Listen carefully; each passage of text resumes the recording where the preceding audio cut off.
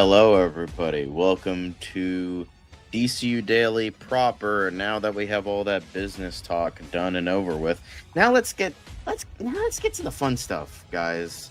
Let's get to the fun stuff. We're talking DC. Of course, we do have some news. We're gonna get into new stuff as always. So we're gonna start with that.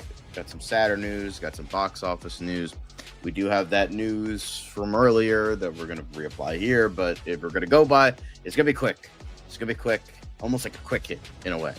So we're going to get through that, but then we're going to talk about a bunch of MCU Weekly stuff. We got Doomsday news and Endgame news, a little bit of that, and then Rob Liefeld yelling at Cloud once again. But who doesn't love it when Rob Liefeld makes an ass of himself? Then we have a bit of movie talk madness. Apparently we have another Men in Black in the works. And if the script is good enough, Will Smith will be slapping his way back into the world of Men in Black as Agent J. One can only hope, but we'll see where that leads us.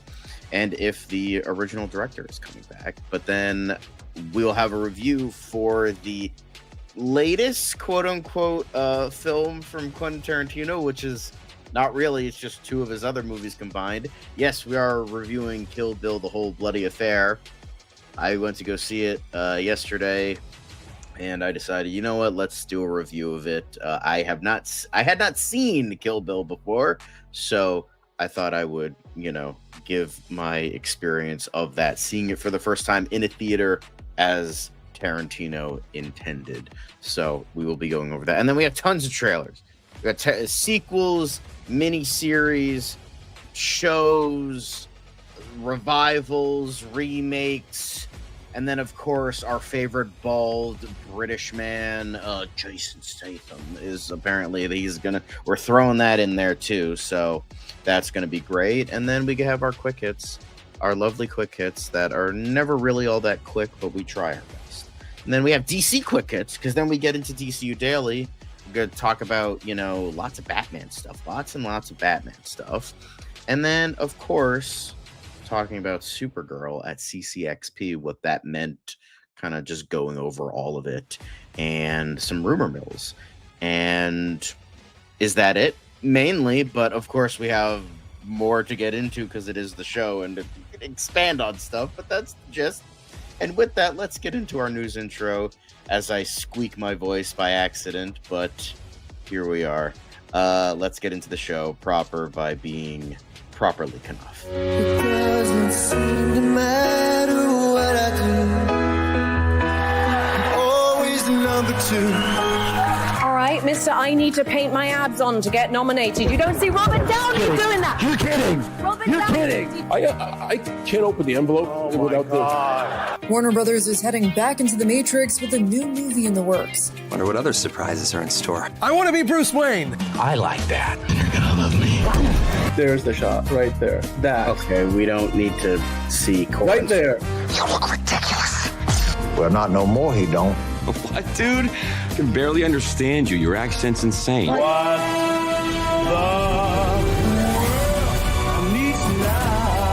Give me a hand up. Nope, I'm actually okay. Thank you very much. Oh, wow! Wow!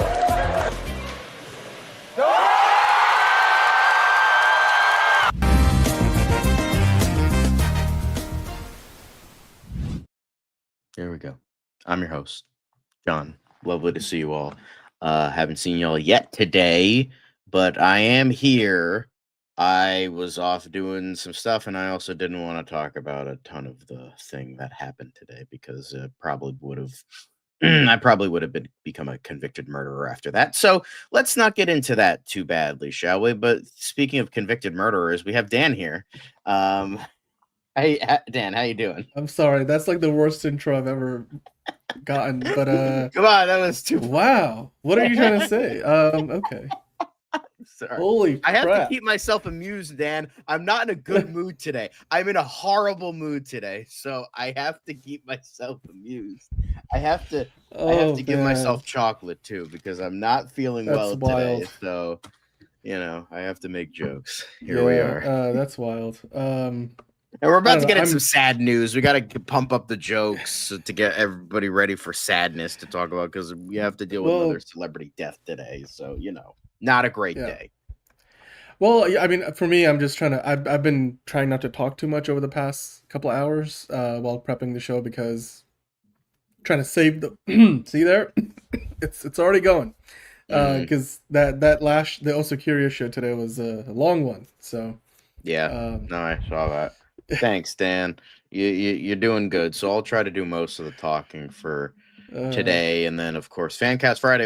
Even though we're gonna have 3 shows. We're gonna do this, and we're gonna do Fancast Friday. It's gonna go in late, but we're gonna try and be as quick as we can.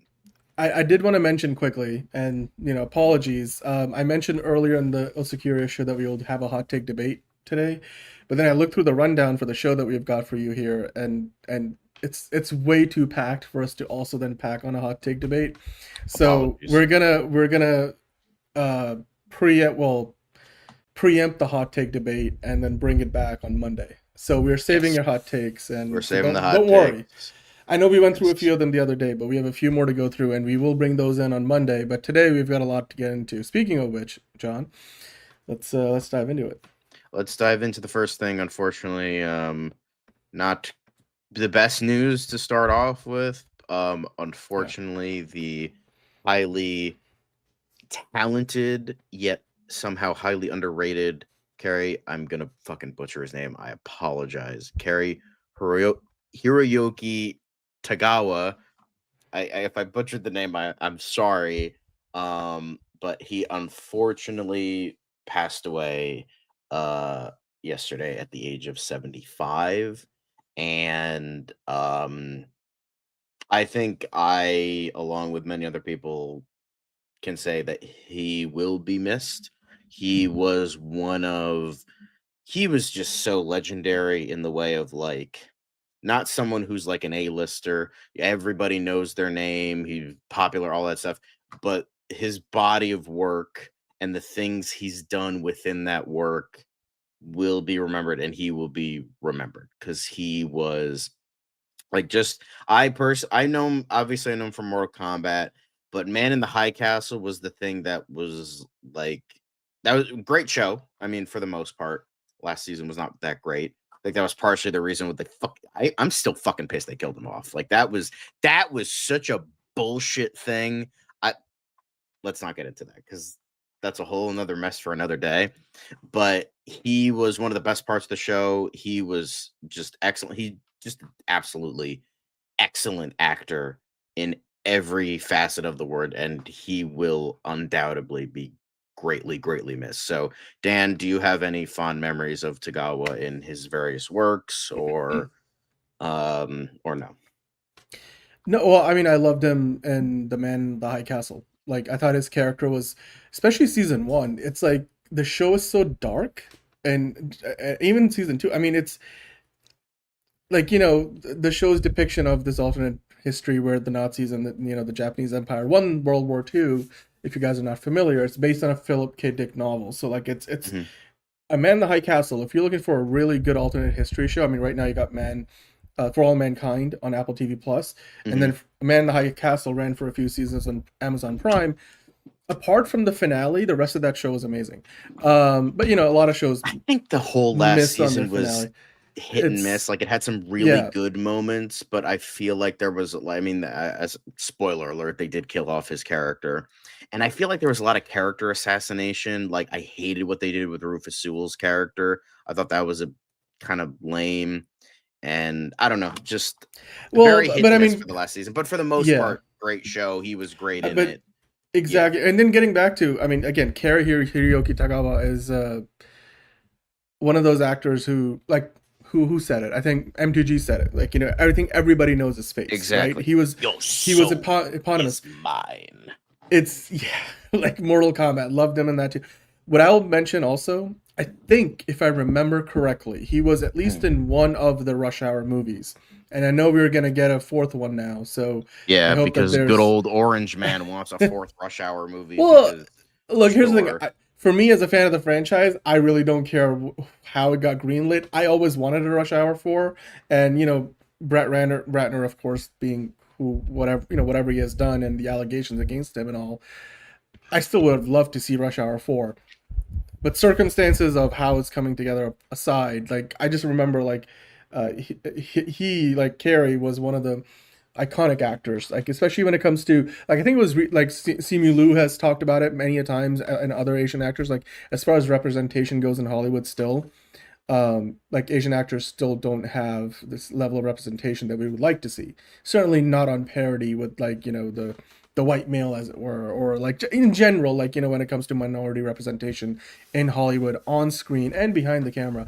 And he was one of those bastions. He's been doing great work throughout his career. Like you could maybe refer to him as more of a character actor because he was never necessarily the lead of the movie, but he was always he would always be in roles that you just remember, and he made those roles his own. So with that in mind, yeah, I mean, I loved his work in Man in the High Castle. His character really gave the show like a heart, like a beating heart, and something for someone for us to root for, who was on the Japanese side in the show, and then because like seemingly like guy, everybody else, he was a great asshole though. I forget his name. You talking about the inspector actor? Yeah, that guy. Yeah, well, he sort of walked the line, but you could tell like he had a very specific moral compass that he did not stray from. But yeah, I mean, as far as Carey's character goes, though, like again, you could tell like he was like there's a more moral gray area to him, like in terms of how he operated. Like he clearly did not see the world as just black and white, and even though the majority of the show's color grading was almost black and white. But again, like as an actor, you could tell like that he was always up to snuff and always above and beyond, and he's gonna be missed. And it's just one of the like it's like he's not again like an A-lister necessarily, but like when something like this comes across your newsfeed, you're like, oh man, like I wish we would have seen him in a few more things. I wanted to see him in the new Mortal Kombat movies, but anyway. So our best wishes to Carey Hiroyuki Tagawa's friends and family who are mourning his loss. He was 75. Yes. So I mean, we usually talk about like lived a full life. Like I'm sure we would have loved to have him around for much longer though. Yeah, so, and he passed away from complications from a stroke early in the morning. Yeah. Well, he was surrounded by his children, so that's there's worse ways to. There's certainly a lot worse ways to go. So, but our best wishes to his friends and family. Yeah. So let's move on from a bit. He will be greatly missed no matter what. But let's move on to some other. You gotta talk about the box office. Yes, gotta talk about. I mean, it's Friday, guys. Friday, Monday, box office directions, box office reviews. So gotta get to into that. And the furries are dominating, guys. Yeah, the new movie this weekend. The furries are dominating no matter who's going to win number one, whether it's FNAF or Zootopia. The furries, they are primed and ready to go. But Five Nights at Freddy's 2 scaring away Zootopia 2 from number one with $45 to $47 million, a record debut for post-Thanksgiving weekend, which is interesting because we've talked about many times on the show about there was a dry Halloween weekend. September was dry after like all these huge hits were coming out. So it's interesting that post-Thanksgiving is like kind of blowing up. Do you think there's any proper sensible reason for that, or is it just like really, really great timing for all these big sequels and IPs just coming in all at once instead of spreading them out? Well, I think it's the knock-on effect, right? We talk about it over the summer. We were doing it all the time over the summer, just mentioning how Superman doing well meant Fantastic Four would do well. Fantastic Four didn't do as well as Superman, but I do think that all those movies sort of helped boost each other up, because it's one of those things where I think with Wicked, for example, that's a great example actually, and I think this was true of even Barbenheimer. There were so many screenings of Wicked, and so many of them were sold out that people would go to the theater and want to go see another movie because they're like, well, Wicked is sold out, but I do want to see a movie, so I might as well go see something else. So I'm not saying that's the only reason, but that's part of it. And then there's also the knock-on effect of people are like, the movies are good right now. And then, in the news right now, you got Warner Brothers being bought by Netflix. So people are talking about the movies, not just, in the world of the movies, but in general as a whole. And Monique saying here, hello Monique. The manager at the movies told me Five Nights at Freddy's will win the box office.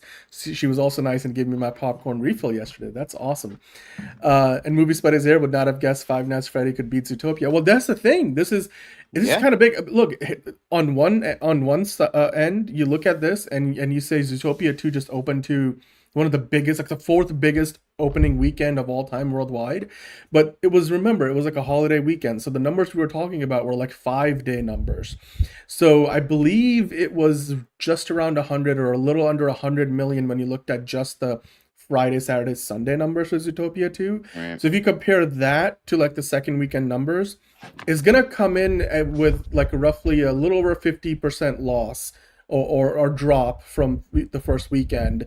Because, you can't compare a 5-day weekend with a 3-day weekend. So if you just compare the Friday to Sunday numbers, it's not terrible. I mean, you would expect it to hold a little bit better because it does look like it's going to be very front loaded. Kind of like Wicked for Good. Wicked for Good is going downhill a lot faster at the box office. Not saying it's doing terribly. It's still doing fairly well, but in terms of where it started and how it's declining week to week, it's at a faster rate than the original Wicked movie last year. So maybe Zootopia 2 might be doing something similar. Like it had a really huge weekend, but now like a lot of people who wanted to go see it have seen it.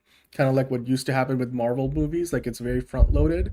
So I'm not surprised by that. But then again, you got to give credit to Five Nights at Freddy's too, because the first movie was a completely unexpected hit. And now with the second movie coming in and opening to 45 to 47 million, John, the year of the horror movie continues to roll. And this just goes on to prove that people, I mean, there's always going to be an audience for horror films. It's been like one of the best years of all time for horror movies, if not the best. And now Five Nights at Freddy's 2 comes out, and it's holding its own against Zootopia 2, not to mention Wicked for Good is also still out there. You still have The Running Man, Predator, Badlands. And I believe there's been some special like early screenings of Avatar, Fire and Ash as well. So people are choosing to go to this movie versus other much bigger, higher budget movies, which is great. So yeah, all credit to Five Nights for doing the work. Also, no, by the way, I did not see Begonia because I don't really, I don't really care for Yorgos Lanthimos. I really liked again, I hate to sound like a fucking pretentious hipster, but like, I liked him before he blew up. Like, I really liked The Lobster. The Favorite, I didn't seem all that interested in. Poor Things, I was interested in for the cast. And then my dad told me, he's like, it's pretty much just like a porno. And I'm like, okay, I have no interest now. Kinds of Kindness, I don't even know what the fuck that was even about. Begonia, it just looked pretentious to me. So, I just had no interest whatsoever. But maybe his next project will interest me, but everything after The Lobster, I've just been kind of about. Yeah, well, what was I gonna say? Okay, so look, the return on investment on these horror movies is amazing.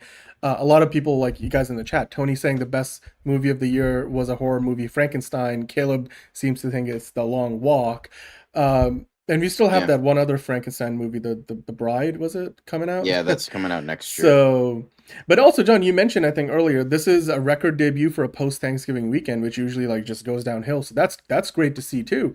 And it just goes to show you that when you put out good movies, people will go see it.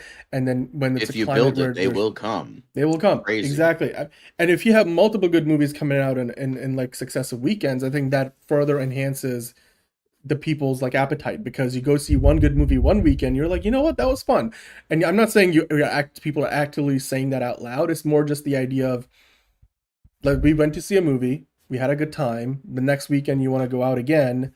There's several things you can do. Going to a movie is still cheaper on average than like going to, like, I don't know, like an NFL game or a basketball game at the NBA or even at the college sports level. Like, it's cheaper, versus that. Although, the concessions are kind of out of control. But if you had a good time one weekend, the next weekend you might still consider as an option. You might go again. You might go several times. It's also, the holiday season. So, like, schools were out last week, but you still are in a situation where some people are not, they're not in school, or they're taking time off, and families are doing vacation time. So it's all kind of like all these factors combined to give you a really good result. And I'm just hoping to see Five Nights at Freddy's 2 can kind of keep this up and then may stay in the top 5 or the top 10 into the new year. Because when Avatar Fire and Ash comes out, I mean, the competition all of a sudden just grows up even more. So, and you know what? Horror movies tend to have legs. I'm not anticipating this will have a huge drop next weekend. But the weekend after, I'm pretty sure that's when Avatar comes out. It will probably drop off a bit more, but it's a great start. So it's looking good. It's looking good. You know what? And again, in the context of the big news today with the studio, like what Warner Brothers being bought by Netflix, which we'll talk about. Again, it goes to show you the theatrical market is there. Like it's there to be had if the studios want to have it. Because like you said, John, if you build it, they will come. And this is an example of that. Yeah, most definitely. But yeah. Of course, the next thing we have to get into is more talk about the thing. Speaking of which, I will head out, and you can talk about that more because I refuse to fucking talk about it. So that's all you, Dan. But I'll make sure to go through the links as you. Yeah. Well, we talked about it earlier. If you guys were watching, we did a whole separate Also Curious show on Netflix agreeing to buy Warner Brothers, which is a huge deal in terms of, not just the fallout and what the implications for the industry at large and Hollywood and media in general, but also just the money. Like $82.7 billion is what Netflix is committed to buying Warner Brothers in a merger deal. That's like 11 or so million, billion with the B, 11 plus billion dollars more than what Disney paid for Fox a few years ago. So I did want to spend a couple of minutes just going over some of the high level details. I mean, again, if you saw the show earlier, you already know a lot of this information. But in case you didn't, if you're watching us after we were live, then of course the big news today was that Netflix agreed to acquire Warner Brothers following the separation of Discovery Global for a total enterprise value of 82.7 billion, equity value of 72 billion. Enterprise value includes like your debt and your cash on hand. So it's slightly higher than just the equity, which is literally what the company is worth in stocks. That being said, when you can see here, what you see here in the headline, as well as when we scroll down in this press release from Netflix, they mentioned that they're not going to go through with this until after the Discovery Global spinoff happens next year, which is expected to complete in the third quarter of 2026. After that, they're going to begin the process of, kind of coming together and merging and going to the regulatory process. So until then, like, the Department of Justice, all the European regulators, anything that the government wants to do to kind of like step in and try to block this deal, that's likely not to happen until next year. What it also means is that business is as usual up until that point at the very least, because nothing is changing until third quarter of 2026. And then beyond that, it may be a 12 to 18 month process because it will have to go through regulatory approval in all the different markets where the two companies operate. So, United States, North America, Europe, as well as other markets. And then when you add that up together with the potential hurdles in the way, like there might be issues of getting challenged by Paramount, getting a higher bid and taking it directly to the shareholders, or getting sued by the Department of Justice. Chances are we're not really going to see Netflix and Warner Brothers together proper until probably like 2027, 2028. With that in mind, what they did say in this press release is that they're going to let HBO Max be its own thing, continue to be its own streaming service. They might try to bundle it with Netflix in some way. Maybe long term they'll absorb it into Netflix and maybe like it will become a part of Netflix and they raise the prices. But also Warner Brothers Discovery, like while the Discovery assets will kind of spin off on their own, Warner Brothers, the studio and everything that they do, the movies that they make, the TV shows that they make, that whole operation will stay together. And then we can talk about this a little bit more as we go forward into the next article, where David Zaslav not only did a town hall, but he also sent a memo to the staff at Warner Brothers saying that, this Netflix buy reflects a generational change in Hollywood. And he also mentioned that we will continue to make, content the way we've been doing it. The business is going to go about the way it is. And according to insiders that I've been hearing from, like the reports that are coming in, apparently, the guys who just got new deals like Pam Abdi and Mike DeLuca at Warner Brothers Studios, they're going to keep their jobs. We don't know yet about Casey Bloys so much, but apparently James Gunn and Peter Safran will also keep their jobs. Peter Safran is a little bit of iffy because there's no confirmation, but James Gunn, it looks like, will keep his job. This is the memo that David Zaslav sent out to the staff, and you can see that they say here they're going to follow through with splitting the Discovery Global Networks into its own company next year by the third quarter of the year, so like September, October, let's say, and then after that, they will combine Warner Brothers with Netflix. So Netflix gets a game studio out of it, they get a movie studio out of it, they get all the production facilities and the backlot of Warner Brothers in Burbank. They get the TV studios, Warner Brothers Television, and they'll continue to make the movies and TV shows the way they are now. They also said that they're going to continue releasing Warner Brothers movies that are currently scheduled for theatrical as they are expected to go theatrical, meaning that none of those movies are all of a sudden going to become streaming movies. They'll continue to be theatrical. However, beyond the merger, once it's all complete, we're not quite sure what happens then. Netflix seems to have implied today that they'll continue to release movies theatrically. Will they follow through on it? That's a little harder to understand. Meanwhile, of course, Paramount, with David Ellison and co, are not having a good time because they started this, bidding war, and unfortunately, they've gotten the short end of the stick. And you could tell that they knew what the writing was on the wall earlier this week when they were sending those letters out to Warner Brothers saying that it's an unfair process. And apparently, that was, internally, the sentiment at Paramount is that was pretty embarrassing. That David Ellison's the team sending out those letters pretty much embarrassed Paramount. Yeah. I mean, Paramount and Warner Brothers have co-released movies before. I believe Interstellar, like the Christopher Nolan movie, was a co-production and co-distribution between Paramount and Warner Brothers, right? I don't know how that relationship is or will be in the future for any other potential co-productions. But, I mean, Warner Brothers won't be hurting for cash now that they'll be part of Netflix, pending, regulatory approvals and all that. But with that, John, if you can go back to the other article, today, one of the grandsons, the grandson of one of the founders of Warner Brothers, because remember there were, I think, three Warner Brothers that brought the company together.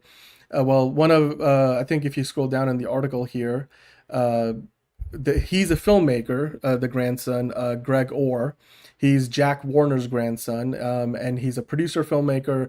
He was talking about the merger, and he just said, look, this potential sale of Warner Brothers Discovery does not sit well with me.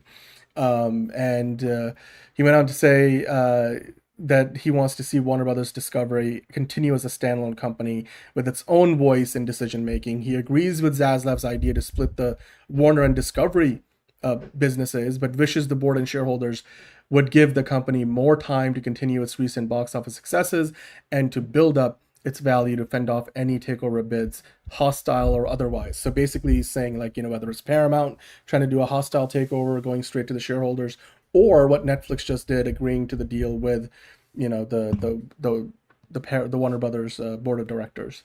So yeah, I mean, but Netflix gets it. Netflix is, if this all goes through, and so far it looks like, the DC studios, the way they are right now, the DCU will continue onward. They're not going to break things down and break them apart. And it looks like David Zaslav will continue to be the head of the new Warner Brothers under Netflix. And therefore the people that he put in place, aka James Gunn, Peter Safran, potentially even Casey Bloys, who was already there before they arrived, heading HBO, but then, Pam Abdi and Mike DeLuca were at Warner Brothers Pictures. I would imagine those people will stay in charge as long as David Zaslav hangs around. But there is a chance that David Zaslav might get some kind of golden parachute package, so he has a exit deal and he gets a bunch of money to leave. That's possible. Then maybe things might change a little bit more in the management structure. But until then, so far it looks like at least for the next year or so is going to be business as usual. And then I think David Zaslav also mentioned in the memo that they're going to form a committee to kind of help with the merger that's going to be overseeing where they can find efficiencies and cost and what will be the overlaps they will look to eliminate.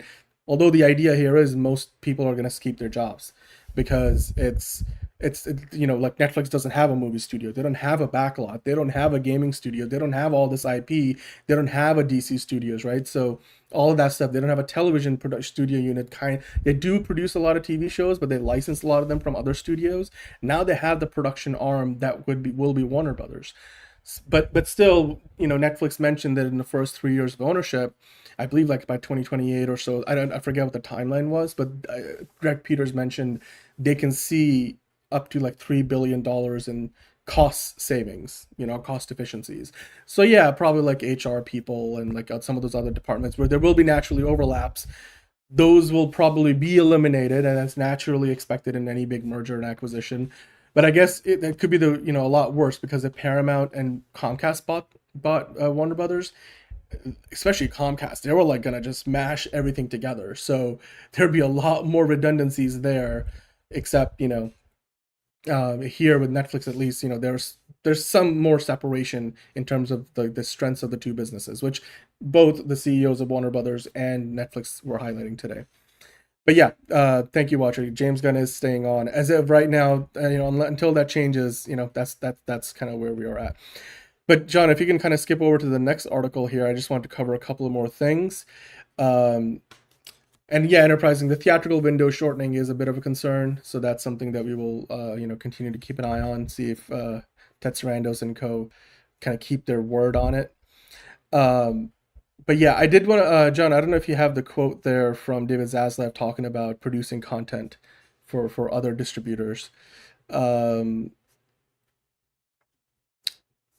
while you look for that, yeah, I think it's it's like a Facebook link. Let me see, because there was part of the memo I wanted to highlight this, because this was a question that came up earlier when we were doing the show, the Osa Curious show, where I was wondering, like, what about shows that Warner Brothers produces for other outlets, like Abbott Elementary on ABC, or there's like the Big Bang Theory universe, everything from that for CBS.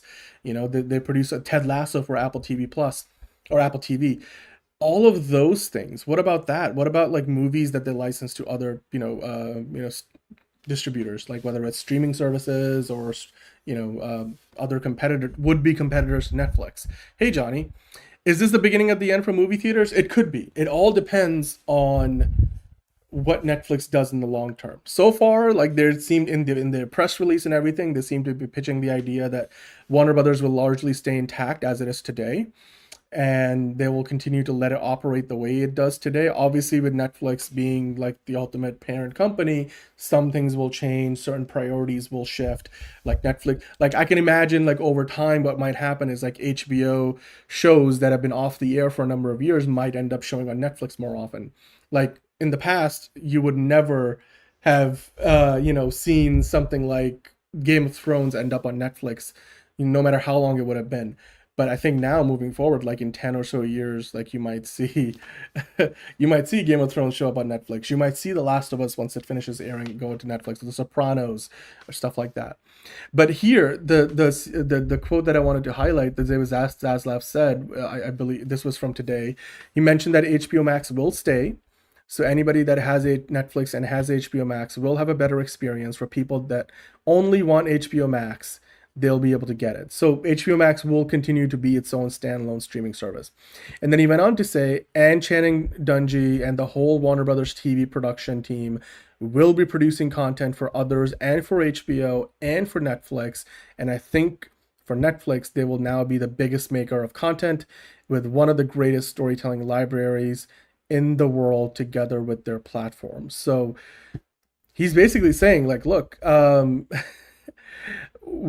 Netflix is not gonna just tell us to shut it all down in terms of like all the licensing work that we do and only make stuff for Netflix. We're still gonna make stuff for like ABC, aka Disney. We're still gonna make stuff for Apple TV. We're still gonna make stuff for CBS, Paramount, essentially the Big Bang Theory franchise. And we're also going to make stuff for Netflix. Like Netflix currently licenses multiple TV series from Warner Brothers Television. I think Leanne is another one that I saw. That was a recent one. There's a bunch of others. And then, of course, they'll still be making, new HBO series. So The Last of Us will continue. The Game of Thrones franchise will continue to expand. I'm sure they'll be doing more stuff for Harry Potter beyond just a Harry Potter show that's currently in the works. So, look, ultimately, I know you guys are talking about it in the chat, I don't think the theaters are dead just yet. Ask me again in a couple of years, because it, again, all depends on if Netflix, keeps his promises that they've sort of put out there today, because we know that how Ted Sarandos feels about theatrical, and even today he sort of hinted at the idea that over time they might be shrinking the theatrical windows. So that's all. It's all up in that element of it. I would like to say is somewhat up in the air. John, I did want to get your reaction to this part quickly, if I could. What do you think about the idea of letting Warner Brothers under Netflix continue to make those shows and maybe even movies potentially? At least in this case, he's talking about shows specifically for HBO, Netflix, and others. And then more specifically, when he says for Netflix, do you think now that Netflix will own the IP library of Warner Brothers, that not only will they make like the kind of TV shows that we're making for Netflix in the past, even like The Sandman, for example, but do you think now some of those iconic IPs that Warner Brothers has will turn into shows that go to Netflix in addition to HBO? Like in the past, they might have just made something, I don't know, like if they wanted to do Casablanca as a TV show, for just argument's sake, it would have been something for HBO. But I mean, or like would have been licensed out to somebody else. One of those could be, Netflix, but more likely would have just been HBO. Do you think now more of that IP like specifically gets adapted for Netflix? And then what do you feel? How do you feel about, of course, them continuing to be able to make content like a Ted Lasso, like more stuff in the Big Bang Theory universe or Abbott Elementary, for other distributors like Disney or CBS Paramount or of course Apple TV? Who fucking cares? It doesn't matter. It's all gonna be fucking dead. We're probably gonna be nuked in 2 years anyway. It's probably gonna be a fucking nuclear hellscape. Who fucking cares? Like, it's all dead. It's all dead. Like, everything's in the hands of rich corporations. It's gonna turn into fucking like fucking Running Man and Long Walk and all these other fucking post-apocalyptic shit where they're just gonna keep nuking each other and fucking shitting on each other and all this, and we're just gonna get the brunt of it while the wrong people stay in the ivory towers. That's all it fucking is. That's all it is, and I just don't fucking care anymore. I'm numb. I don't care. I don't fucking care. Okay, awesome. All right. Well, there we go. I mean, and again, everybody is going to have an opinion and how we feel about it. I think for me, I'm a little surprised by this aspect of the announcement, but ultimately, Netflix buying Warner Brothers Discovery is the biggest deal of its kind, I think, probably certainly in the recent history of Hollywood, but maybe of all time, because it completely changes the media landscape in its entirety. Like, the streaming wars are over if this ends up going through, and we'll have to just wait and see how that works out, because I don't think this merger is going to be completed until a couple of years or so from now. It took AT&T a couple of years to do theirs, and this one might even more headwinds from a regulatory standpoint. So you guys let us know in the comments down below what you think about it. Of course, we're going to continue to cover the news and the new developments. But yeah, Netflix buys Warner Brothers Discovery, or agrees to buy them, for $82.7 billion. Let us know what you think about that in the comments down below. All right. In the meantime, John, we got to move on. We got some more news to get into. Let's move on to bigger and brighter things. Fuck, it's Marvel. God damn it. Okay, well, anyway, Endgame is going to be re-released ahead of Doomsday. Yeah, that makes sense. Because they need to, they're going to keep trying to be the highest grossing movie of all time, and then James Cameron is like, we don't do that here. No. Come on. No. Well, but dude, this is gonna be one of those back and forths, right? Like the next time we get a new Avatar movie, I mean, not this one, but like maybe the next one after they do like the fourth movie, they'll probably re-release the original Avatar again. So they're just gonna go back and forth on it. But yeah, Avengers Endgame re-releasing in 2026 ahead of Avengers Doomsday. Like you said, it's not a surprise. It's an exclusive from The Hollywood Reporter. I will say. And a lot of people will go see it because it's people just want to go see it for the third act. It's going to get a lot of bank. It's probably going to do Revenge of the Sith numbers when that got re-released. But I will say this. The only time I ever root for Avatar is when it's the highest grossing movie of all time. Because I just love seeing all the fucking Marvel shills crying and weeping that they can't be the best-selling movie of all time. But like the movie that has made no pop culture impact whatsoever, other than being the highest-grossing movie of all time, that's just cinema right there. Like, I'll fucking take it. And I know for a fact that even Caleb would agree with me, and he hates Avatar the most out of everybody here. So, anyway. Yeah. But this makes Fair sense. enough. Got to get that money somehow. So, Mhm. I Yep. did have a Hawaiian punch. I don't know if that counts as happy juice. I need a drink and a joint. That's what I fucking need. And like maybe an edible. Throw that in there too. Like I just need to like get drunk and high, and then hopefully I'll just forget everything and then just waste in my bed for the rest of my life. But I think you're taking this Warner Brothers news really, really not well. Like, no shit. No shit. I fucking went off. Like I was like screaming at the top of my lungs. I fucking broke shit. Like I was moving really? Christmas decorations for my mom, and something fell off, and I just crashed the fuck out. Like I just like threw shit. I'm like, my mom's like, you fucking broke this box. I'm like, I'm angry. Damn. Okay. Wow. Okay. Well, we'll be talking about the Supergirl trailer release date later in the show, Decol, so do stick around for that. But let's keep on going. We got more MCU Weekly to get into.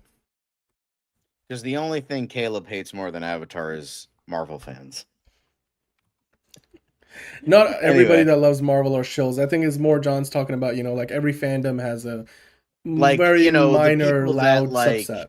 Send death threats, are assholes, bully people. Those are the kinds of the ones that celebrated Zack Snyder's daughter killing herself. Those are the people I'm talking about.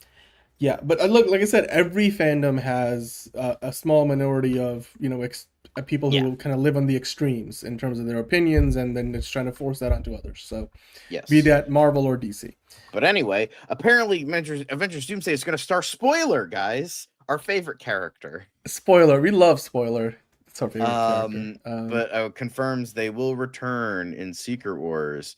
And apparently, so Shuri, the person who's currently Black Panther is going to be in both. That's crazy. So it's just she kind of let it, I don't know if she let it slip or not, but she was talking about it into Screen Rant, and then she sort of confused the two movies. She was like, I just finished Secret Wars. Oh no, Doomsday. I finished Doomsday. I confused the two. But yeah, we're going to be filming Secret Wars next year. So I'm like, okay, makes sense. Did she though?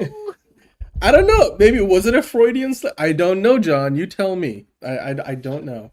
I don't know, because the thing is, we've known that they're pretty much filming stuff back to back, or at least they're filming some stuff for Secret Wars now that they like know for a fact is going to be in the movie, and then do other stuff later. So that's, I don't know. I'm curious. I'm intrigued, but like it could be a Freudian slip, but it also could be, it could be other stuff. And well, we know don't say you're a doing... fanboy, because fanboys are assholes, but that's beside the point. I was just gonna say, we know they're gonna be doing some reshoots for Avengers, for Avengers Doomsday next year. So I'm sure she will be a part of, maybe a part of that. We'll see. Yeah. Spoiler: will return in Secret Wars. I mean, you could use Stephanie Brown is gonna be in Avengers Secret Wars. If you're watching the show here, of course, we're all fans of DC. We're all fans of Marvel. Maybe you don't like Marvel so much, or maybe you don't like DC so much, but that's okay. We're doing MCU Weekly, John, so let's keep on rolling. I think we have a couple more things to get into. Oh boy. Rob Liefeld shares lifelike version of his infamous Captain America drawing, and it's disturbing. And yeah, that's you just want Rob Liefeld. Why do you hate us? Why do you hate us so much? That's worth it. That's worth it right there. But oh my god, that's still. Oh god, no. Yeah, somebody clearly put that image drawing through AI, some kind of AI filter, and Rob Liefeld ends up, feeling the need to share that with everybody. And wow, I mean, look, it's an accurate representation of the artwork, but I don't know if we needed accurate doesn't mean good though. No, I'm not. Like I said, I don't think we needed that. I don't hate Marvel. It's just I'm more like I'm like a parent when they're trying to ease up on the punishment, but then it just makes things worse. Or I'm not mad, I'm just disappointed. Like, I know Marvel can be so much better. I know Marvel can tell these grander, greater stories, but I feel like they keep stumbling over themselves and keep getting in their own way. And don't get me wrong, they still can produce some great stuff. Like Fantastic Four, even though I didn't love it as much as everyone else did, I thought it was pretty good. Same with Guardians 3. I really liked No Way Home. I think Your Friendly Neighborhood Spider-Man is probably the best thing they've done in a while. And I really and I think they can do good work. It's just it's just they refuse to go Chest farther. day. That's great. No, it looks like that Captain America did not skip chest day. Maybe he should have skipped chest day. But anyway, we move on from Captain America, well, the infamous Captain America drawing to, let's talk about Avengers Doomsday again, because there was a rumor going about that they will release 3 different Avengers Doomsday trailers. So not Got one, some not two, Doom but titties 3. there a little bit. I guess. There is a catch though, John. Why don't you explain to us what's going on here? So apparently, the first teaser trailer for Avengers Doomsday is expected to be released next week, possibly Thursday. But a new rumor claims that it might not be the only sneak peek we get. So Chris Gore revealed, he's a very good insider in regards to all that. He revealed that there are 3 different trailers for the movie that all connect. They'll reportedly be released 1 per week over 3 weeks, with the idea being to encourage people to see Avatar Fire and Ash multiple times. That's just like Chinese water torture right there. You're like, all right, cool, we're gonna spread it over 3 weeks. What's the movie? I don't know. Zootopia? No. This? No. It's gonna be Avatar Fire. Disney, why do you hate us? Why the fuck do you hate us so much? Like, it's already gonna fucking be a highest grossing movie ever made again. Why you gotta do this? Like, the poor Marvel shills, they're gonna be like, I'm gonna go see everyone, and it's just like, bro, come on now. Or you could just have people like film it, and then you could just see it get leaked on the internet and just wait for that, because presumably we'll get the rumored minute-long trailer next week or the week after. The first will likely play in front of the Avatar 3-quel. But the second and third efforts featuring new footage will be theater exclusive, similar to the Odyssey's teaser. Will they eventually be released online? Perhaps not. After all, Disney will be looking to boost Avatar Fire and Ash's second and third weekends, and an online drop in advance wouldn't be at all helpful. Reliable runtime and trailer leaker Cryptic 4K Qual has since chimed in to add there is some evidence to support it, but unfortunately, I can't confirm Chris Gore's claims. He does have his sources, so I'm not disputing what he said about 3 trailers releasing over 3 weeks. So it's iffy, but like, so, I believe it. Yeah, I believe it. Yeah, I mean, look, it's a little unconventional, let's call it. The idea they want to release 3 trailers and maybe 1 or 2 of them will be theatrically exclusive.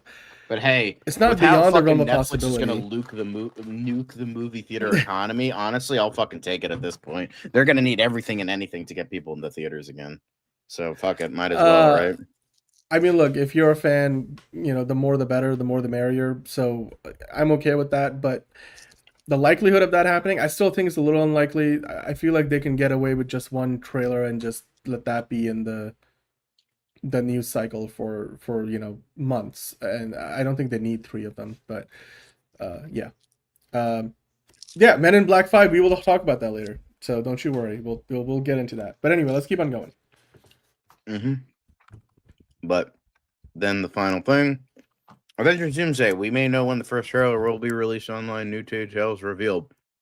So Daniel Rickman is reporting that Disney is scheduled to release a trailer 1 week from today on Thursday, December 11th.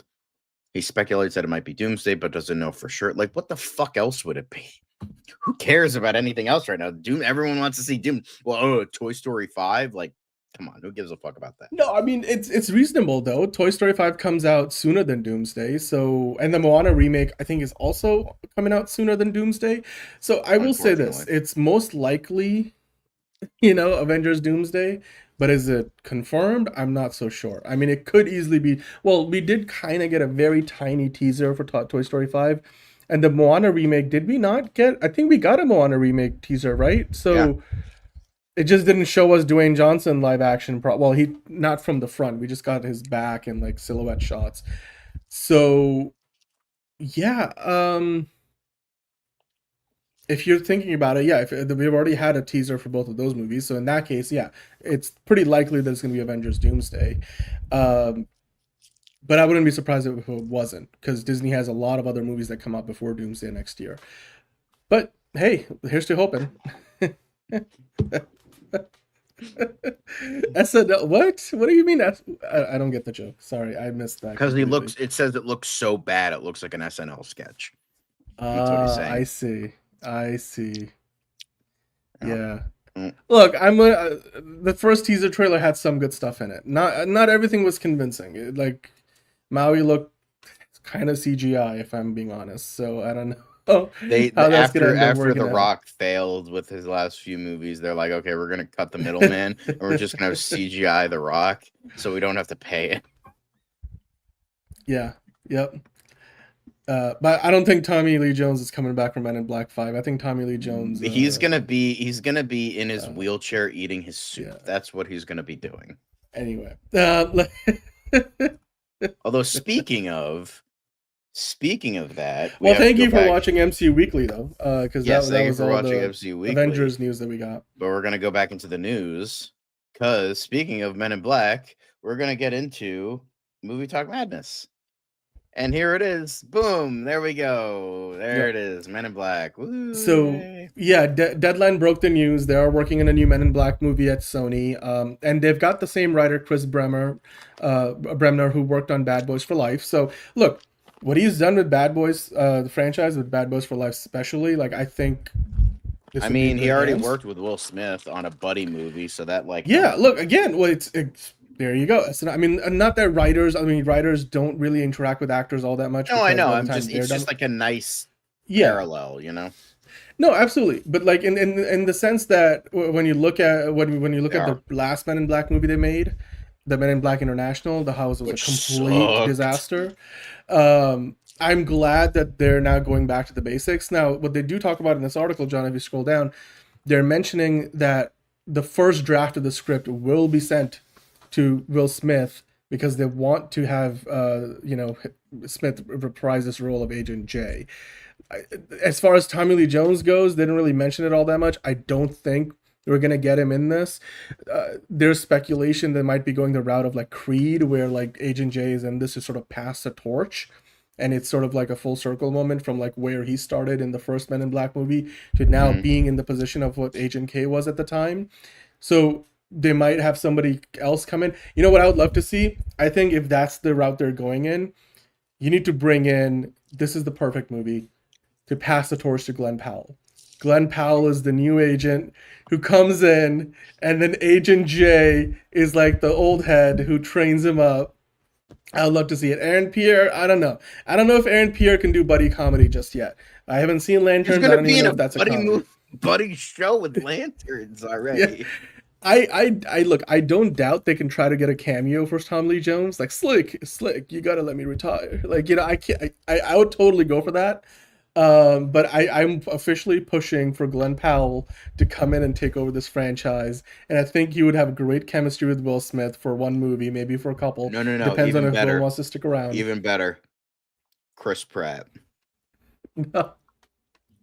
No, I don't know, because you want to have somebody who's on the younger side who's gonna literally shepherd this franchise to the next few movies. Because I think they never had that moment where they had that, you know, connective tissue.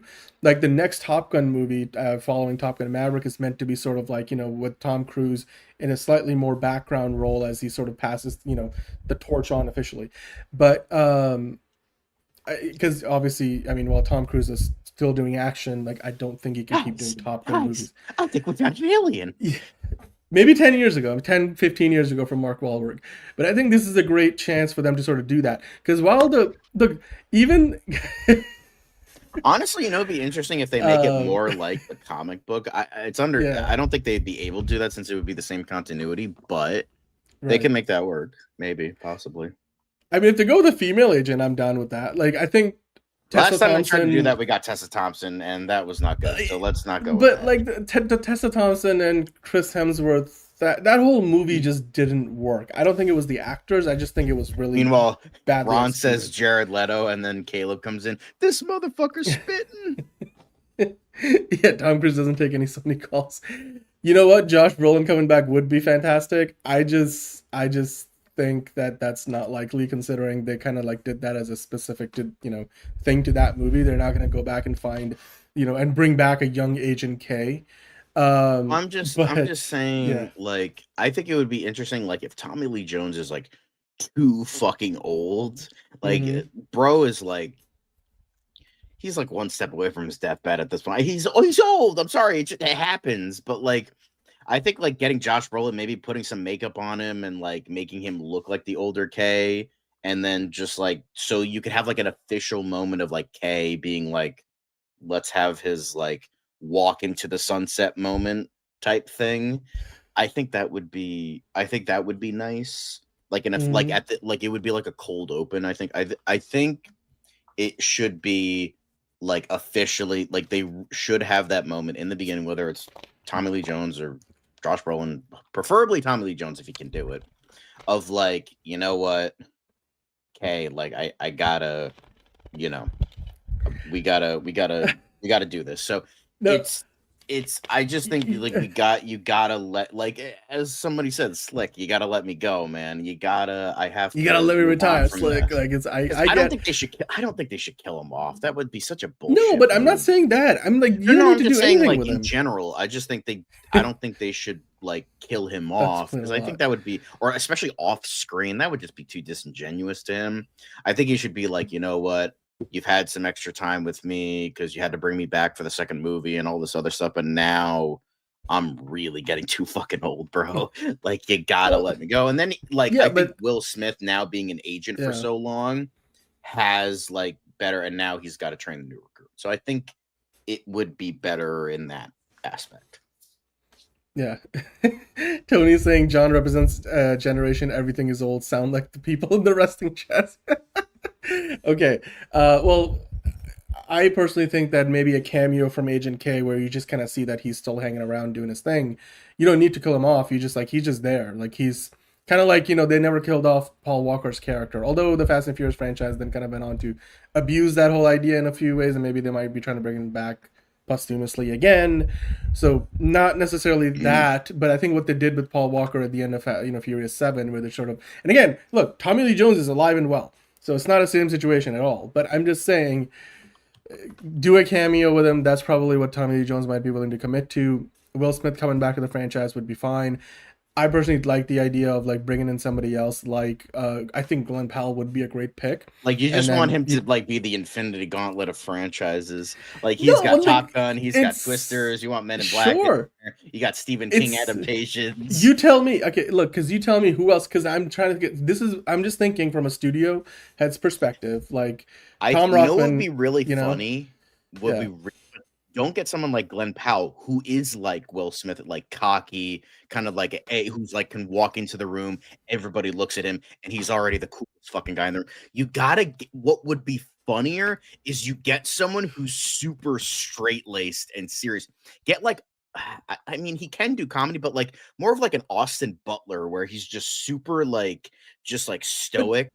Or like, but he's not stoic in the same way as Tommy Lee Jones. No, I know, but like it's someone like I'm not saying just get diet Tommy Lee Jones. I'm saying just like someone who's more straight laced, but like maybe Lewis Pullman. I think Lewis Pullman could do it. But it's like you want the dry humor. Like, I'm trying to think, is there? You know what? If you want to do something where it's, because I'm thinking you try to replicate the Agent K vibe. Easy, but yeah. Well, but it's just passing of the torch is kind of like a nice thing. It's like a nice thing to do. I think if you want to get the same kind of like surly, dry kind of a actor who plays it straight, but for comedic effect, I don't know if Brendan Sklenar can do it, but I feel like he could be the one. He could be another one you bring in, and then all of a sudden Liam Neeson's too old, but and plus, we Liam do fan casting in MIB International, that he was the mole, wasn't he? Like that was the whole thing. Right. Mhm. But I think like Spies in the passing of the Sky, torch would be Scott. good, but I think it would be funnier because you could either do one of two things with it. Either get someone who's straight laced like Tommy Lee Jones, Mhm. and then you have like him reminiscing and like, okay, I don't like this kid, but like he kind of reminds me of my old partner, so we'll do it. Or do what you We can want to talk do, about that but later. have to go in with like the heavier aspect of like Glenn Powell being an asshole, and then Will Smith like turning to Tommy Lee Jones. He's like, "What, was I really like this when you first trained me?" And then Tommy Lee Jones is like, "I'm not Mhm. saying a word." And then like that could be funny. I could see them I- doing something like that. Like, I hear you, but I just don't think Tommy Lee Jones is gonna sign up for anything more than a cameo at this age. No, I Like, know. he's I'm just not, saying, like like, it would be a cameo. he's- Like that's all I'm yeah. saying. Like, it like- could be a scene or two, but it like could be a we're not scene, getting. he's like Yeah. not retired, but he's like on the way there because he has to wipe his memory and all that stuff. But Yeah. it would be really funny if like he's talking with him. He's like, "Man, this kid's brash. He's annoying. He's like this. That he's like complaining about that." And Tommy Lee Jones is just laughing, like he's just like drinking. They're like in a diner or something, and he's just Well, no, drinking coffee. It's Agent K. He's just gonna like do his thing and then just give him a look, and that's it. And then like and then Agent J like, fills in the rest. He's like, "Is this how you fucking felt?" And he's like, "Maybe." And then the scene fucking like that would be tongue in cheek. Like he's getting I can see annoyed it. with how Tommy Lee I can Jones see it. was annoyed. But with like, him. but you're talking okay. But that being just a moment in the movie, I think the overall movie is probably gonna function to sort of transition the franchise forward, and that's where I do think they're gonna probably introduce a new partner, and we could do a fan casting. I think this would be a fun fan casting. Like if it was a Agent K, Agent J, then maybe the next one would be. Wait, is it going backwards? J, K, yeah, L. Or no, K, J. Agent I doesn't have the same ring to it though. Yeah, you're right. Agent L. Agent L. That could be a thing. Agent L. That could work. That's what I'm saying. I think that could be funny. Or you get someone straight laced and it's like, oh, time repeats itself kind of thing. You know what? Noah Centineo is an underrated one. And he's doing the Rambo prequel, so or like a reboot. I don't know. Remind me. You know what? That's actually not bad too. Do a Men in Black crossover with 21 Jump Street idea. They wanted to do that. They wanted, I know. It was 23 Jump Street and then Men in Black, but it never got off the ground. And then they tried to do 22 Jump Street, and Neil Boritz or whatever the fuck his name was is like, and Channing Tatum's like, this guy's being an asshole about it, and he's fucking salary's too big. Okay, so O'Shea said it. Agent L's already taken. What's a letter that's not taken? I'm like, where can we go with this? Agent H. Agent X, that's Agent a movie. Q could be interesting. Q was definitely taken. I'm pretty sure. And then we can't do Agent M because that was Michael Jackson. So that's we just retire M. So that's done.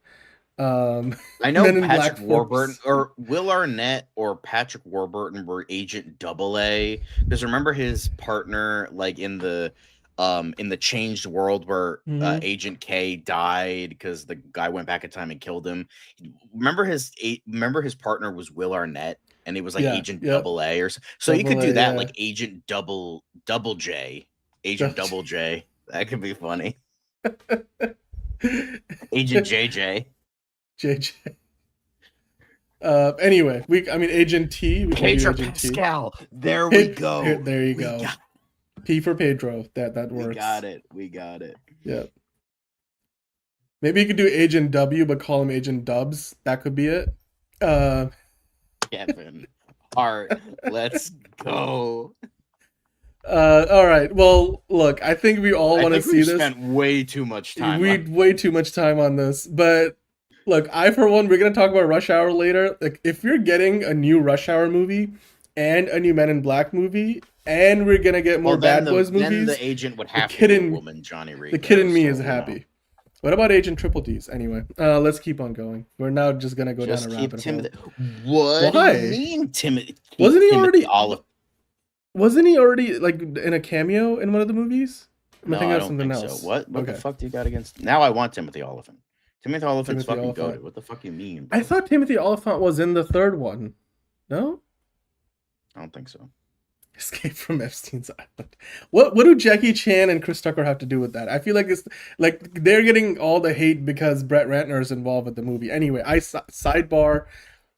Men in Black 5. Let's put a pin in You this. guys tell us in the comments what you want to see, who you want to see as the new partner for Agent No, J. the guys in white. If you get that reference, I will give you a cookie. Yeah. The guys in white. Oh, you could do it in really old, but yeah, if you want to do older side, maybe Tom Hanks. Okay, all right, moving on. Because John, I think coming up next, you went to see Kill Bill, the whole 9 yards. No, never mind. Kill Bill, the whole palooza. Okay, Kill Bill, the whole bloody affair. Affair. I got there eventually. Kill Bill, the whole bloody affair. What did you think about it? Hey, Caleb, I have to give you a cookie. So thank you for that. But anyway, let's get into movies. Let's put the music on too. There we go. So movie talk madness. Here we are talking about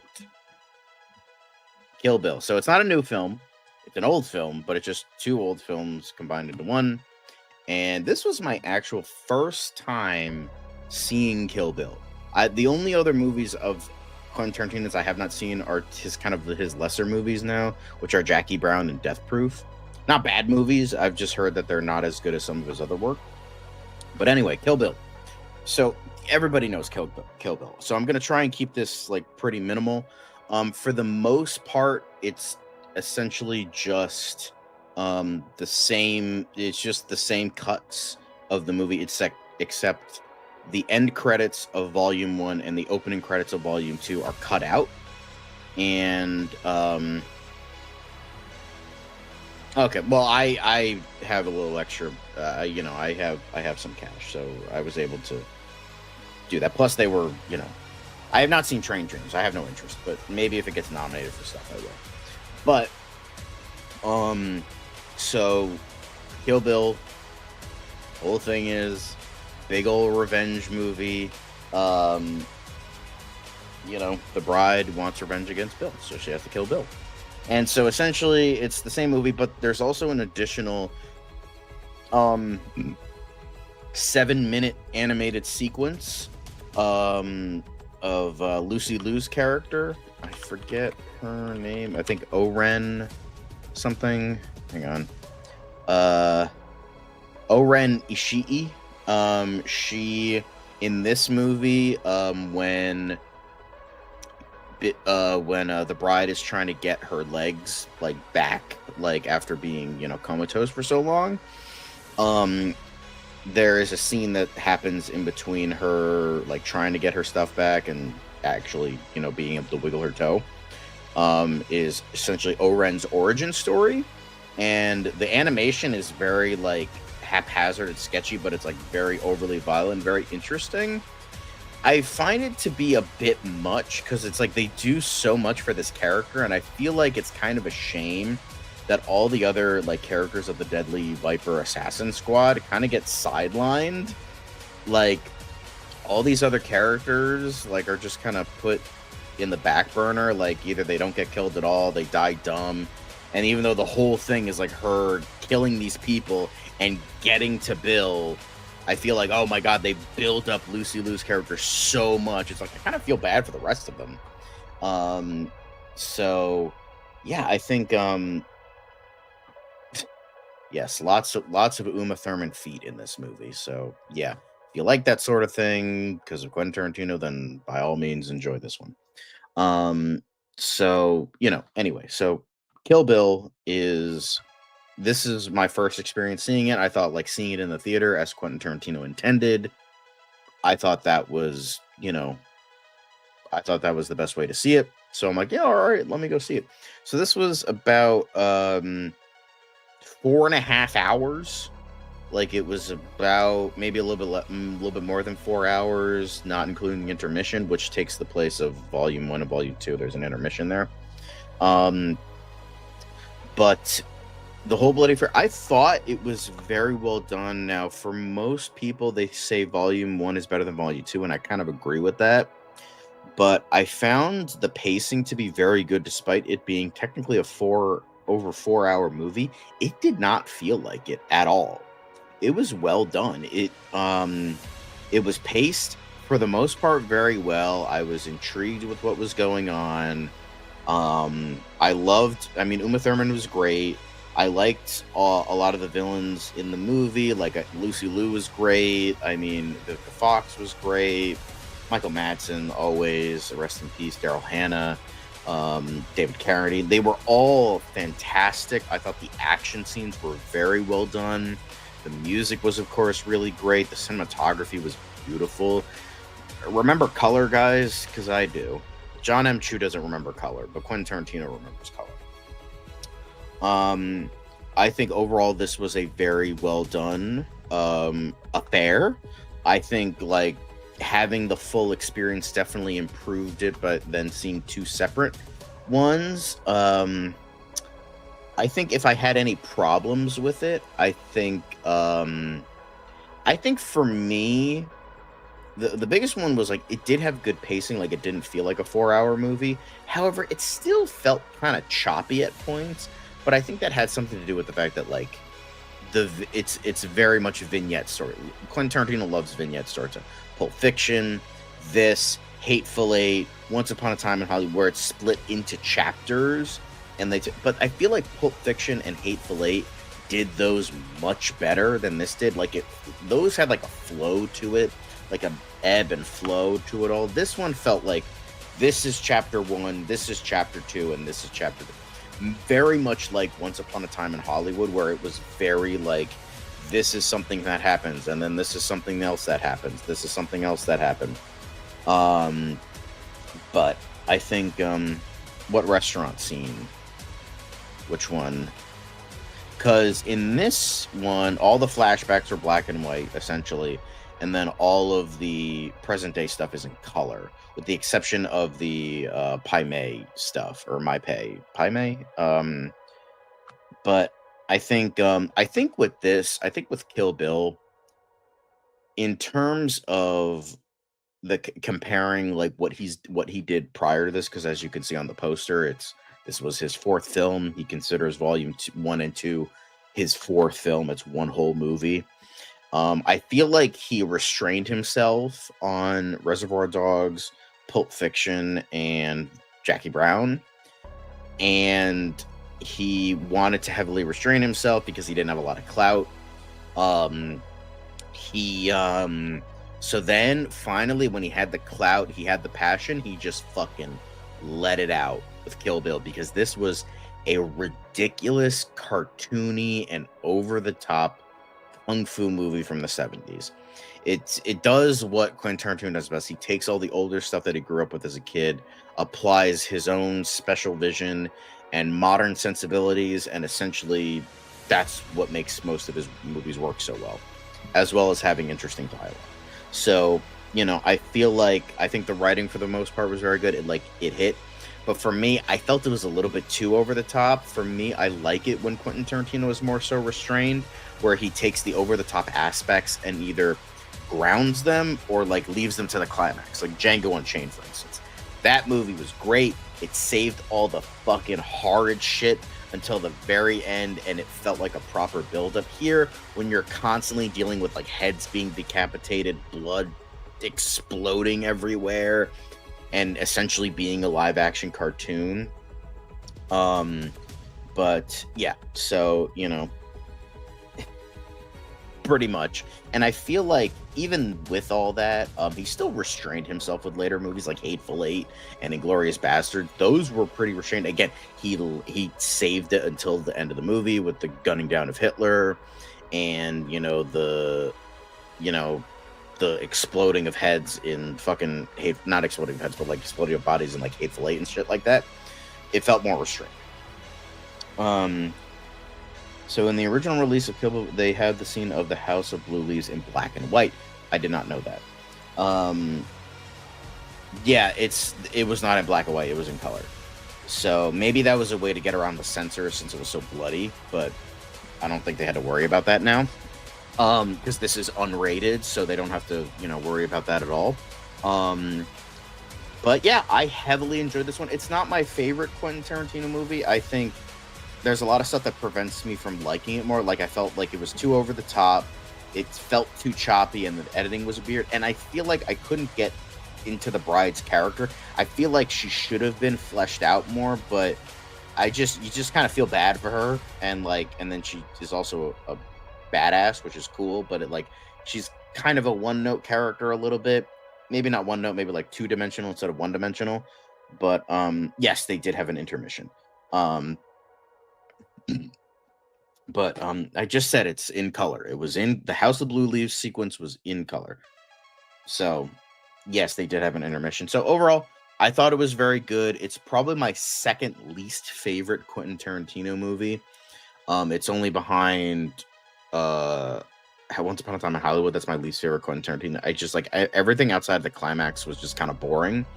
But for me, my favorite is probably Hateful Eight. But I also really love Reservoir Dogs, so that might be my favorite. But I love both of those. Pulp Fiction is great, even though now it's totally overhyped, unfortunately. I also really liked Inglourious Basterds, so there's that as well. But yeah, I thought Kill Bill: The Whole Bloody Affair was great. If you're a big Tarantino fan, go try to see it. If you can't, I'm sure there's stuff online you could watch of this or edit your own version and splice the two together. That is true. But yeah, go watch it. And apparently there is its own separate Rotten Tomatoes for The Whole Bloody Affair, and it's at 100 for the critic review, and then 99 for audience. So it's damn. Also, I've seen the exactly. It was not cynical. It was just wrong. Because the whole point of that scene, because a lot of Superman naysayers use that scene as to why Superman is a terrible character, when it's the whole point of that scene was him misunderstanding Superman's character because he misunderstood the bride's character. That was the whole point. Because he's oh, Arlene would have been a mask. It's yeah, but she would have been free. That was the whole point. It wasn't just a mask. It was her way of being free. She had her daughter. She had a life. Instead of being this trained killer that he made her, she was free. And that was the point. And that's not Superman's character at all. But that's the reason he's doing that, is because Bill is an asshole. That was the whole point. So, but yeah, great stuff. I will say it is funny how the running time keeps changing. For my theater, it was 4 hours and 35 minutes. I've seen people without the intermission, it's 4 hours 10 minutes. I don't know. It always keeps changing. But anyway, I've spent a little bit too long on this. But Kill Bill: The Whole Bloody Affair, a lot of fun. I really enjoyed it. It's not my favorite Quentin Tarantino movie. I think most of his works that I've seen are much, much better. But I still heavily enjoyed this.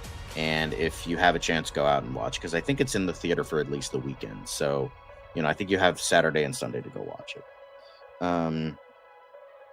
But anyway, that's it. Thanks for watching my review of Kill Bill: The Whole Bloody Affair, even though it wasn't really a typical review because it was a re-release, but I wanted to give my thoughts on it since it was, my first time seeing it. But yeah, good stuff. But now we are going to move on to other things, and Dan, you can come back if you want. But we're going to still continue on with Movie Talk Madness through next Wednesday. Thank you, M2G. I was going to be I think I'm good, but you know what? I want to talk about these trailers. Yes, there's a lot of really good trailers.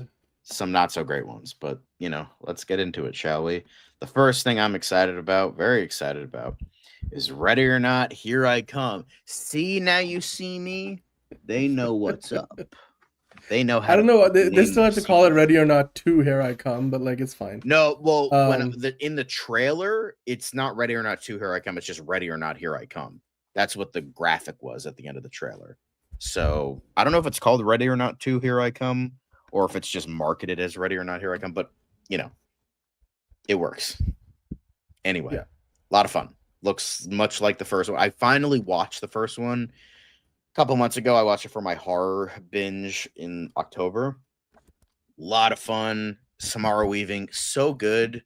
essentially if Margot Robbie could act and was actually like enjoyable to watch, and not an egotistical bitch, and actually hot too, and you're bringing in Catherine Newton into this, and you have one of the Dillon brothers, I forget which one, and you have the guy from Bates Motel, I forget the actor's name, but he's in here, Elijah Wood, Sarah Michelle Gellar. It's got a good cast. I'm very excited for it. Dan, I don't know if you know anything fucking about this, but I'm excited for it. I saw the first one, and it was, for somebody who's not a horror fan, and I don't like something that's just purely jump scares and stuff. This was a fun, enjoyable movie. Yeah, it's like more of a horror comedy than anything. Yeah, I had fun with it. I like the trailer so far. It's sort of, I do worry though if this is like a Megan 2.0 where they might jump the shark in the sequel a little bit based on the premise, but the trailer wasn't bad. So yeah, I'll wait to see. I'll wait to see the movie itself. But yeah, the first one was a surprise, and so hopefully the second one will continue the trend. Yes, and Elijah Wood, always a plus. Yeah. But the next trailer we have is, in fact, not really a trailer, but just a small teaser video. But Malcolm in the Middle, Life is Still Unfair, the upcoming mini series, the 4-episode event coming from Hulu, and yeah, I guess it's a joke from the original series. I never watched Malcolm in the Middle, so I assume this is like Hal shaving his back, because I assume, I mean, Bryan Cranston's a pretty hairy dude, so I assume that's what this is referencing. But did you ever watch Malcolm in the Middle? I watched, I've seen a couple episodes here and there, but I never watched it. I've seen episodes. I haven't seen the whole show, but I did enjoy the sneak peek. I know this is like a 4-episode event. Yes. Sort of. So true. Yeah, it looks fun. It looks fun. If you're a fan of the show, then this will be like, sort of like what they did with the Gilmore Girls, A Day in the Life, which people have mixed opinions about, at least I do. But anyway, we'll see how well this fares. He's and shaving this is all his back. Yeah. This is all in conjunction with CCXP, a lot of TV show trailers, movie trailers, studios and production companies showing up and showing out. So, yeah, let's keep on rolling. We got lots more trailers to get into. Yes. Then, because this is the thing that everyone really wanted to see, a gender-bent remake of The Burbs. That's what we really wanted to see. Keke Palmer in The Burbs. And it's as ass as you fucking thinks it sounds like. Like, I recently watched The Burbs again for my horror binge. And the thing is, it's not a great movie. It's fun, but the thing is, the whole reason why that movie works so well is because of Joe Dante. Joe Dante had a very unique vision to his movies. You like him, you hate him, whatever. Joe Dante was he doesn't really do a lot of stuff anymore. That's why I say, well, he's still alive, but I think he's pretty much retired now. Where he has a very unique vision for his movies. And the thing with The Burbs, the reason why it works is because it was so ridiculous. It was so in your face. It was so silly. It was like, again, it was like an over-the-top live-action cartoon. It felt like a Looney Tunes cartoon. And that's what Joe Dante did so well. This just looks like a generic comedy series that just so happens to be called The Burbs. And I'm sure it could be good for a new generation, but I have nothing against Keke Palmer or this cast. But it just looks like essentially a bland, uninteresting version of the original. And even the original isn't even that great.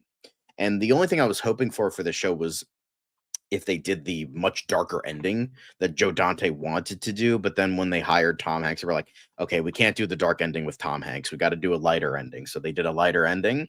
That was the only thing I was hoping for. But with the way this is going, it just, I don't think they're doing that. And this just seems so lame. Like it's not, I'm sure it's going to be harmless. I'm not going to be watching. I don't have Peacock. So, it just looks lame. It just like with most other like reboots and remakes, it doesn't seem like it's not like Robert Eggers' Nosferatu, where this guy loves this movie and he wanted to do his own unique vision. It's just like, hey, what IP can we reboot this week? Oh yeah, this fucking cult classic nobody of note really remembers. Let's do that. And they're doing it. So, Yeah, I for one have not seen The Burbs, the original movie. So I looked at this and thought this was intriguing. And Keke Palmer's done a lot of good work recently, Yeah, so she's done. I like her I as an think it's actress. it's more a matter of like if it's one of those things where I'm sure there'll be kids who would have grown up and not seen the Yeah, Harry Potter movies, and their first exposure to Harry Potter is going to be the TV show. right. So their Harry Potter will be the TV show, and then they'll go back But and the watch thing the is, the movies. problem is, I So, don't know how you can take this into an 8-episode series, though. Like, I don't know how you're gonna do. I mean, well, we'll they're see. But pretty. I mean, they clearly did. So we'll find out. But I, for one, look, I'm yeah, curious, it and was like I yeah, think the it's looking original good. ending, spoiler alert, because I'm gonna spoil the actual ending, was that Tom Hanks was supposed to blow up, and that the neighbors were gonna get away with everything. But once Tom Hanks was hired, Joe Dante was like, "Well, we can't kill Tom Hanks," so they didn't kill Tom Hanks. Spoiler alert. I would still recommend the movie. It's a lot of fun, but I think it might be on HBO Max actually. But it's a fun movie. It's so cheesy and ridiculous. Corey Feldman's in it. Bruce Dern, Carrie Fisher is in it for a little bit. Very just it's got the Nazi from the Blues Brothers in it. I forget his name, but yeah, it's a very silly movie, but it's a lot of fun. Yeah, it looks interesting. That's for sure. All right. Uh, the Burbs, nothing but trouble. Yeah, nothing but trouble. Honestly, nothing but trouble can benefit from a good remake like that. Like you get someone like Oz Perkins to do that because he did like a lot of great work with the monkey, and like his more serious movie that came out, Keeper, was not very good from what I've heard. So like get someone like Oz Perkins to do like a horror comedy like Nothing But Trouble remake. That would be fucking goated. Anyway, just would Hey, like to look, say that. the McRib is back. Pass it on. There you go. We just did that for you, MTG. Good for the McRib and McDonald's, I guess. Anyway, let's keep on. Anyway, going. let's Camp Rock 3. That's a thing. Hey, Camp Rock 3, dude. I don't Okay, care. look. Demi Lovato and the Jonas Brothers are producing it, and the Jonas Brothers are back in the movie. They're looking for a new opening act to their tour. I, for one, have a fond memory of the first one, not so much of the second, but like it's been a very long time. And I think it's more to me as somebody who grew up like watching and listening to some Jonas Brothers music. I might be aging myself, although I feel like a lot of people my age might not have listened to Jonas Brothers. But anyway, as a fan of the Thank Jonas you, Brothers, Tony Randall. Henry Gibson was yeah. was the villain. But yeah, as a fan of the Jonas Brothers, like and the story of the Jonas Brothers, like outside of the realm of the movie itself, and then like the brothers kind of coming back together. Like they went their own ways. They've done a lot of stuff separately. Now they're kind of like back together. And so the last few years, this is one of those. It's a good moment. Like like this is one of those, like if you were a Disney Channel fan from back in the 2010s or 2000s, even probably for me more the 2000s than some of the 2010s. uh the original Camp Rock movies are like in the top 10 of the highest viewed Disney Channel movies of all time, and they clearly were doing well enough at Disney Plus that they want to do a Camp Rock 3. And of course, I got the Connect 3, the Jonas Brothers. They're not called the Jonas Brothers in the world of the movie, they're called Connect 3. It looked nice. It's not a very long teaser trailer. I'm okay, and I liked it. You know what? And I didn't like all of their songs. But you know what? Like of the whole fad of these like artificially put together boy bands that everybody had in the 2010s or the 2000s, Jonas Brothers are like one of the legitimate acts that were always real. And now that they're back together making music again, it's good. I know there's a lot of fans out there who are going to be watching this, so I'm excited. I'll give it a shot. It doesn't. It looks like your average Disney Plus thing. It's not very stylized. It's not something you watch because it's like a visual spectacle. I think it's just more for nostalgia. So, Yeah. But congrats to all 3 fans of Camp Rock. Yay. A Night of the Seven Kingdoms. We've got another trailer. I don't care about Game of Thrones. You know what? Like, I'll be honest with you. I did not know this was gonna be like a bit of like a comedy sort of a thing, because you hear Game of Thrones and you think, oh, blood, gore, nudity and just a lot of rated R-ness. And then this show might have some of that, but it's like more of a comedy. It's not like a dark drama, it's fun. Like it looks fun, and like the brand of humor. So the first trailer was funny, and I enjoyed it. It was a surprise, and then kind of knowing now what the tone of the show is, this final official trailer just kind of built on it for me, and it also kind of rounds out our main character. So I am excited to see the Night of the Seven Kingdoms. I think they've already I think they've gotten a second season renewal, or they're pretty much on their way to getting one. It's a prequel to Game of Thrones, and this final official trailer introduces the House of Targaryen in a much more in-depth fashion, if you want to call it that. You get to see a lot more of House Targaryen at the time that the show takes place. I'm excited for it. This is also not going to have as big of an episode count. I think there's like 6 episodes, so it's not going to run for very long. But you know what? I'll get into it because as somebody who did not watch as much Game of Thrones as pretty much everybody else in the world, this might be my entryway into like actually enjoying a Game of Thrones thing, because I, for one, like have not always been. Dan, can we hurry this up? Jason Statham is next, and I want to talk about Jason Statham. Okay. All right, moving on. Okay, another Game of Thrones spinoff that we don't care about. Cool. But now here we are. Here we are, guys. Jason Statham is here with his lack of emotion. Jesus. I will say, not gonna lie. Okay, joking aside, this actually doesn't look too bad. Like, this looks like unlike Beekeeper and like all those other movies. But dude, it's like it's like the same those look like more premise. like ingest, those look like Working Man. Those look. This looks like Yeah. a genuine, serious kind of movie. I mean, I still wouldn't go to a theater to see it unless I'm really bored. But like honestly, like I was watching this, I'm like, I kind of like the vibe. Like not gonna lie. It's because the other two movies had a bit of like this meta comment. Yeah. Like they were aware that this is. But the thing is, the thing I'm upset about is that he doesn't have a job. This motherfucker always has a job. He doesn't have a job. He has a home, he has shelter, but he doesn't got a job. Yeah, no, it's he doesn't have any. I mean that's not an epic 5 o'clock shadow. That's a big ass beard. But it's the premise you have seen a million times before. I believe there's probably like 2 other movies in development at least right now that might have the same premise. So it's nothing new in that sense. But you know what's fun about it is that it's got Jason Statham in it, and he's only doing what he's good at, which is fighting people, kicking some ass, he's delivering some one-liners with no emotion. Movies. Like everyone makes fun and of him, he's but saving hey, somebody. what can you say? He's a working man. He's a working man. Actor. Like he's he's doing what he love needs it. to do. It's like, what was it, for the longest time I think Gerard Butler had kind of mastered this like one little niche. Like it's the idea of a Gerard Butler movie. Greenland 2 Migration is coming out in a couple months. It is true. So, but I feel like Jason Statham has just like really turned it up to another level the last few years. I work. I'm a man. I'm a working man. Isn't there a Beekeeper sequel on the way too? Beekeeper too. Yeah. I'm not just a beekeeper. I'm a beekeeper too. Yeah, but you know what? It's okay. I'm just gonna say this. First off, don't even compare those 2 men to fucking Steven Seagal. Steven Seagal is a fucking hack and a douchebag. Get at it. Jason Statham, at least he's fun. Jean-Claude Van Damme, weird leg stuff, but like, you know what? Time Cop. He loved his roundhouse kicks. Like that's, and Bloodsport's fun. So like, you know what? Don't fucking compare those 2 guys to fucking Steven Seagal.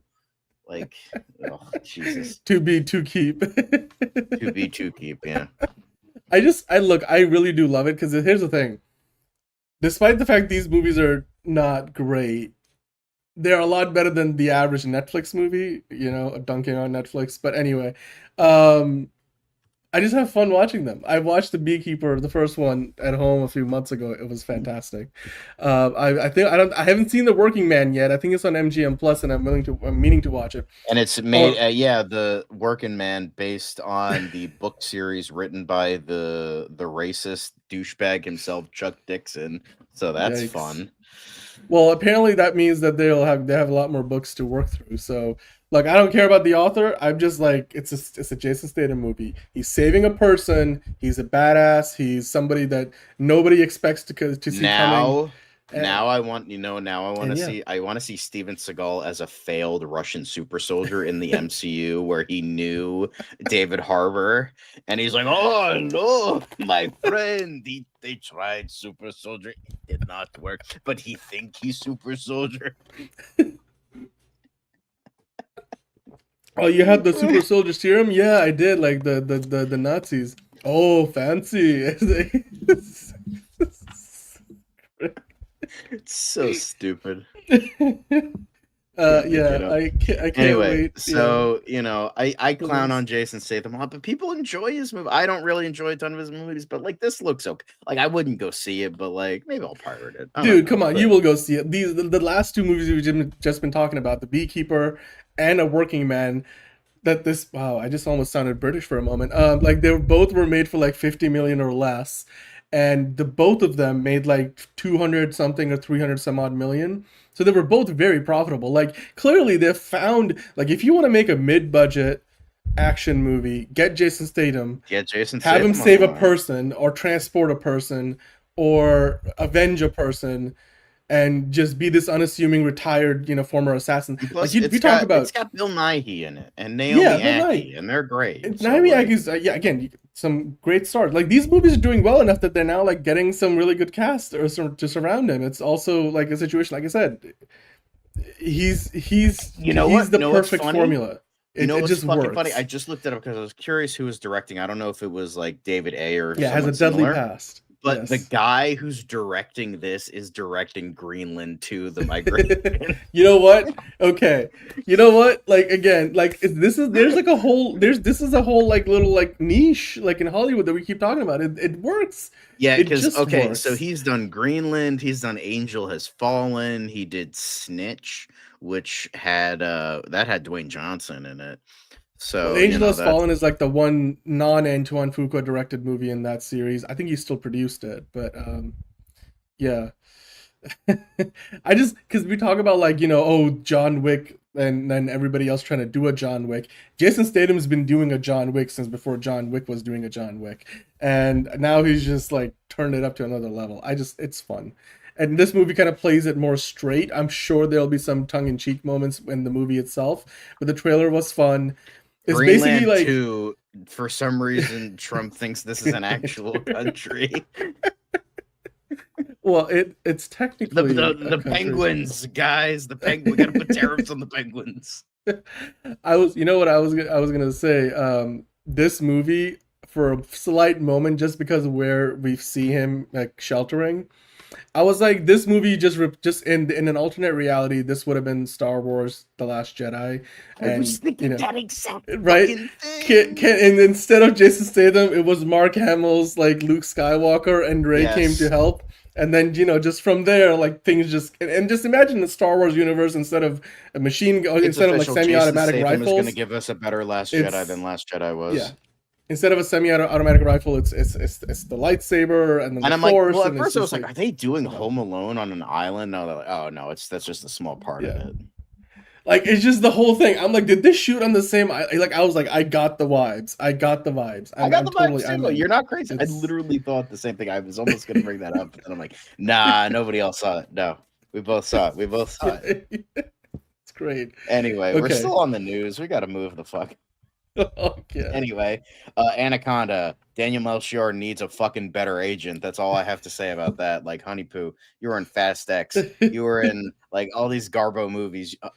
Baby girl, you need to be in fucking better movies. You need to fire your fucking agent, man. You and Jenna Ortega, you both need to fire your fucking agents because you need to be in better movies. Jesus Christ. The only good movies you were in were James Gunn movies. Look, I for one, I thought this was, the way they're going about it is funny. Like, clearly this is the 21st Jump Street reboot of the franchise in a way, where they're playing it for laughs. It's less horror. Well, it is still horror, but it's also for laughs. Like, it's kind of like almost like Tropic Thunder. Like, they go in making a movie, and then the actual shit goes down. Yeah, I'm sure she is. Okay, but anyway, but the point is, they released all these character posters. They released like a little sort of featurette trailer sort of a thing. John, are you looking forward to Anaconda? Because isn't this one of the movies that's still coming out this year, like before the end of the year? No, it's coming out next year. I think it's like March, isn't it? Right?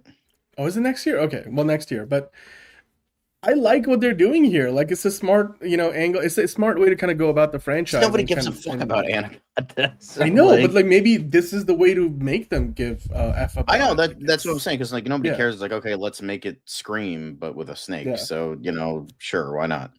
It just looks painfully. I love Paul Rudd. I love Jack Black. I really like Steve Zahn. I love Daniela Melchior. But like, it just looks so painfully unfunny. It has its audience.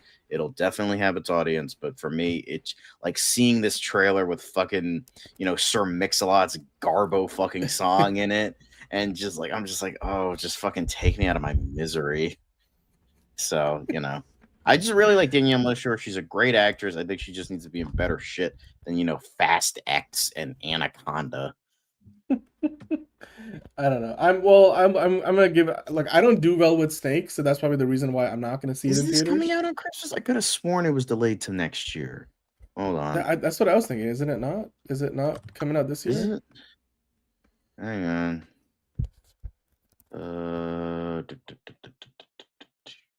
Oh yeah, it is coming out Christmas. Okay, yeah, this movie's gonna get fucking destroyed by Avatar. I could have sworn it was coming out early next year. Damn. Okay, I'm sorry about that. Thanks, MTG. Appreciate it. All right. Okay. No, I don't. Like, I want to look at ass. I don't want to listen to a shitty song about ass and dicks. Like, come on now. Yeah, now we know it's definitely this year. Anyway, let's stop talking about this because I'm fucking done with this shit. Anyway, thanks for watching, guys. The movie talk madnesses. We love and appreciate all of you. Make sure to like, comment, subscribe. But we still have one more thing. And something that's a little bit quicker. And what do you think that is, Dan? What do you think that is? The quickets. The quickies. Yes, the quickets. Yeah. Caleb likes to call See, it. that was easy. Yeah. The quickets. There we go. So let's move on to the quickets. So, Netflix couldn't get their grubby hands on this, so congrats. But Oscar TV rights auction heats up. Netflix out and NBC Universal is ahead, and ABC holds the line. So it looks like this is okay. This is the thing I don't give a fuck. Like, this is the thing I didn't care about Netflix being out and NBC Universal being the top contender.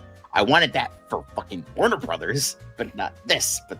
But aggravating. But also, DCU Daily is coming up after this, by the way. I was going to say, also, I think YouTube is still in the conversation, too. Like, YouTube is at least considering putting in a bid. I mean, ABC currently has the rights, and they will come up for renewal towards the end of the decade, and NBC Universal wants to try their hand at it. And NBC has recently, picked up NBA. They've picked up a lot more college sports. Of course, they've got the Olympics coming up. So, and they got the Super Bowl this upcoming year. Not just, these Oscars rights would not kick in until a few years from now. But still, you know what? Good on NBC Universal. They're splashing the cash, and they certainly had enough to try to go after Warner Brothers. So, it's not going to take nearly as much to get the Oscars rights. I would think maybe getting it on YouTube might be potentially good for the future. But the other thing I was going to mention, there was a news article about this a little while ago, that the next set of rights will probably include streaming rights as well. I know, like, ABC, you can also, I think you can watch it, like, in recent times, you can see it online while you can watch it on ABC. But I'm sure this will mean you could get it on Peacock if NBC got it. So anyway, moving on. Streaming ratings, Frankenstein Unbound with big opening on Netflix. Guillermo del Toro's film lead starts for the first week of November, while Stranger Things climbs ahead of its final season. So I think they mean opening for December, because first week of November was, anyway, whatever it is. No. So these ratings are usually behind by a few weeks. Okay. So that's gotcha. What it is. But anyway, Frankenstein. Congrats to Frankenstein. Fuck Netflix though. Fuck you. But congrats to Frankenstein, because we love Frankenstein in this house. And if you don't like Frankenstein, you can get the fuck out of this house. I will push you down the stairs. But anyway, Frankenstein. Hell yeah. Way to go. Love Guillermo del Toro. Love that movie. It's my favorite movie of the year, and I love it. Anyway, Kim Kardashian reveals her 10 commandments in new masterclass course. What the fuck is this bitch teaching with her low brain activity? Get the fuck out of here. It's literally scientifically proven that she's a dumbass. Like, what is she teaching? Who's paying for this shit? I just wanted to throw this in because this looked like the perfect. This is like the epitome of a quick hit. It's just so stupid. So stupid. Just like Kim K. So, there you go. Clue scripted series from Dana Fox and Nicholas Stoller lands at Peacock for development. I don't know how the fuck you're going to make a scripted series out of Clue. And the Tim Curry version's already perfect. So, like, by all means, try. But, like, I'm curious. So for this, I was gonna mention Caleb's not gonna get sleep after hearing the 10 Commandments. Yeah, probably most people won't. But basically, this was something that came up a few times earlier this year. They've been working on this for a while, and I think they finally just landed a home at Peacock. So I'm not surprised. I mean, I wouldn't mind seeing it. Like, they've had a lot of whodunits. Like, there was a one on Netflix earlier this year that was terrible. So we'll see. We'll see how this works out. John, did you bookmark that Kim Kardashian show? I did not. Okay. Anyway, Kit Harington boards Hulu's Count My Lies opposite Lindsay Lohan, Shailene Woodley. I don't care. I don't care about any of those actors. I mean, at least it's like a star-studded cast. Like, you look at that, that's some A-listers right there. Well, relatively speaking, that is. So. Yeah. But cool, I guess. Anyway, Mobland sets new and returning cast for season 2, including Johnny Flynn and Ophelia Lovabond as series regulars. So, congrats, I guess. Hey, look, one of those guys was in the MCU at least, right? Or two of them? Toby Jones was. Toby Jones, yes. Mobland is a great show. This of course has Helen Mirren and Pierce Brosnan in it, and Tom Hardy. Yes. So great show. Can't wait to see season 2. The first season was great. I know. I was watching it with Fiona, so I can't wait to see what else they got in stock for us. It's on Paramount Plus. I'm glad they're expanding the cast. Season 1 was wild, so can't wait to see where it goes in season 2. Yeah, I've heard it's great. So awesome. Sean Hatosy joins Olivia Colman and Brie Larson in Cry Wolf FX limited series. So I think we did a story about this a while ago, but yeah. Cool. Yeah, this is so yeah, we talked about Olivia Colman and Brie Larson. Sean Hatosy, he was in Animal Kingdom. He's in The Pit right now. So yeah, he's getting good work. Good for him. Yeah. Anyway, next up, Mandy Moore to star in Peacock erotic thriller from Gypsy creator Lisa Rubin. Mandy Moore is still a thing, apparently. I didn't realize that. But she was in This Is Us. Remember? She was. Okay, never mind. I never fucking watched that shit. I bet you'll watch that shit. I don't care about Mandy Moore. I didn't realize she still had a career. So, by the way, this is a bit of a theme. Remember, we talked about there was the Roger Jean Page erotic thriller the other day. There's a lot of erotic thrillers coming out, apparently. So, There's been many of them recently, not many good ones though. But anyway, yeah, I mean, Robert Rodriguez directed one with Ana de Armas and Ben Affleck, and it sucked. Like, guys, right there, that was your perfect thing, and no, what? Anyway, next up, another erotic thriller: Gillian Flynn and Darren Aronofsky team on an erotic thriller feature for Sony, and with it, Darren Aronofsky, it's probably going to be pretentious and shitty.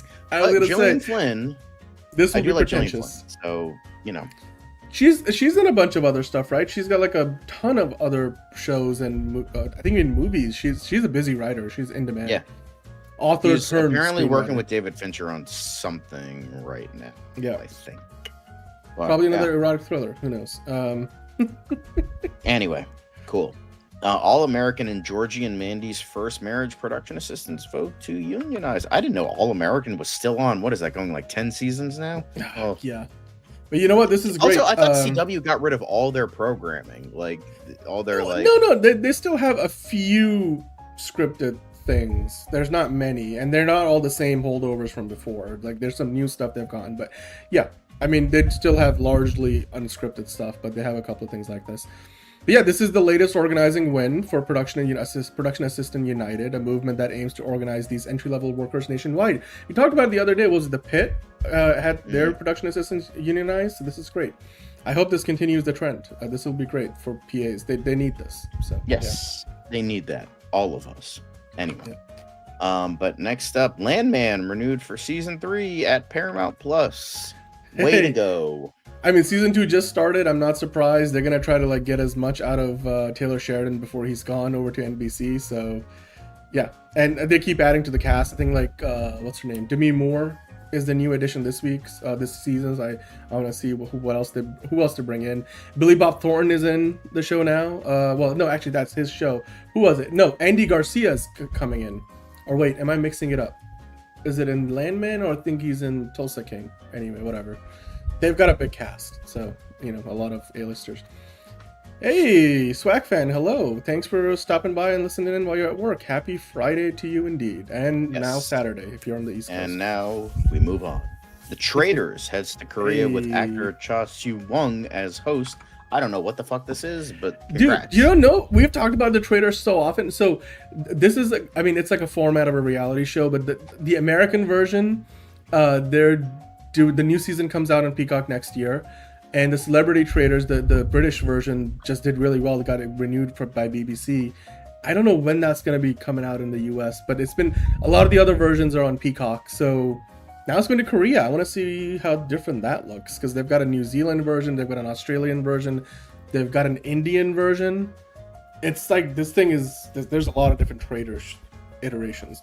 I'm sure Liz will be happy. I know Fiona's happy about that. Oh hey, hello Aussie Mwangasa. Dude, like these usernames are confusing me. You guys have different names. I think that's isn't that Manos? Is that Manos? Are you Manos? I recognize the profile picture. Hello Manos. That's him. All right. But the handles, YouTube changed everything, so now it's more confusing. They keep flip-flopping. They've done this like 3 times in the past.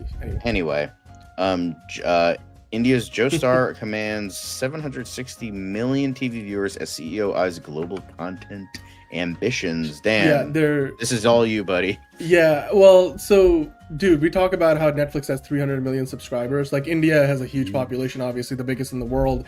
Their biggest streaming service, JioStar, which actually bought the Disney Plus operation in India as well and has a lot of their content there, has the Indian Premier League, which is like the cricket league there.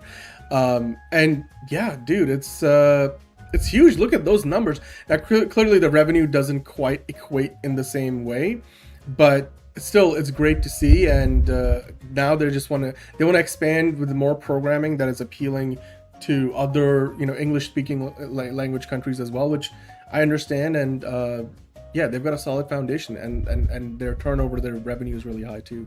So good on them, JioStar. Yeah. Yeah. But yeah, not end with the quick hits yet. But speaking of Comcast, though, Comcast Versant spinoff from NBCU set to close in January. I almost said July. Jesus, January. Yeah. Thoughts? So the CEO of the new Versant company that's being spun off had some comments, and they're looking forward to. They also did like a presentation talking about what kind of programming they're gonna have. The board of NBC Universal just voted to close this deal in January. So as of January, CNBC, MS Now, which used to be MSNBC, and USA Network, Sci-Fi, pretty much all the networks minus Bravo that NBC used to own, and of course NBC, the network itself. Those two, Bravo and NBC, aside from those two, and all the other channels NBC used to own, will be its own company, and looks like they'll be making moves. So yeah, good on them. This is what Warner Brothers will be doing next year, by around September, October, for all the Discovery networks, including CNN, well, all the Turner networks as well. So yeah. Yeah. But we still have, I think, one more quick hit. 2 more quick hits. Rush Hour 4 reportedly considered a terrible idea. Yeah, no shit. As massive $100 million budget is revealed. I don't know. What the hell is a Versant? It's like the Discovery Global of NBC Universal. All the cable television networks are being spun off as their own thing by NBC Universal. Dude, look, I looked at this story, and some of this is just because like everybody else in town in Hollywood that is passed on this project, and before Paramount picked it up, Paramount I think is gonna get a basically a flat fee to distribute it. They're not gonna be marketing it all that much. Although they're also not financing the movie. The financing is coming from like some other source, and then New Line Cinema owns the franchise, I think. So it's Warner Brothers technically. Look, I am a fan of Rush Hour, so I will never say no to Chris Tucker and Jackie Chan back together on screen again. I kind of, don't like the circumstances under which this will be happening, especially with how, politicized this might be.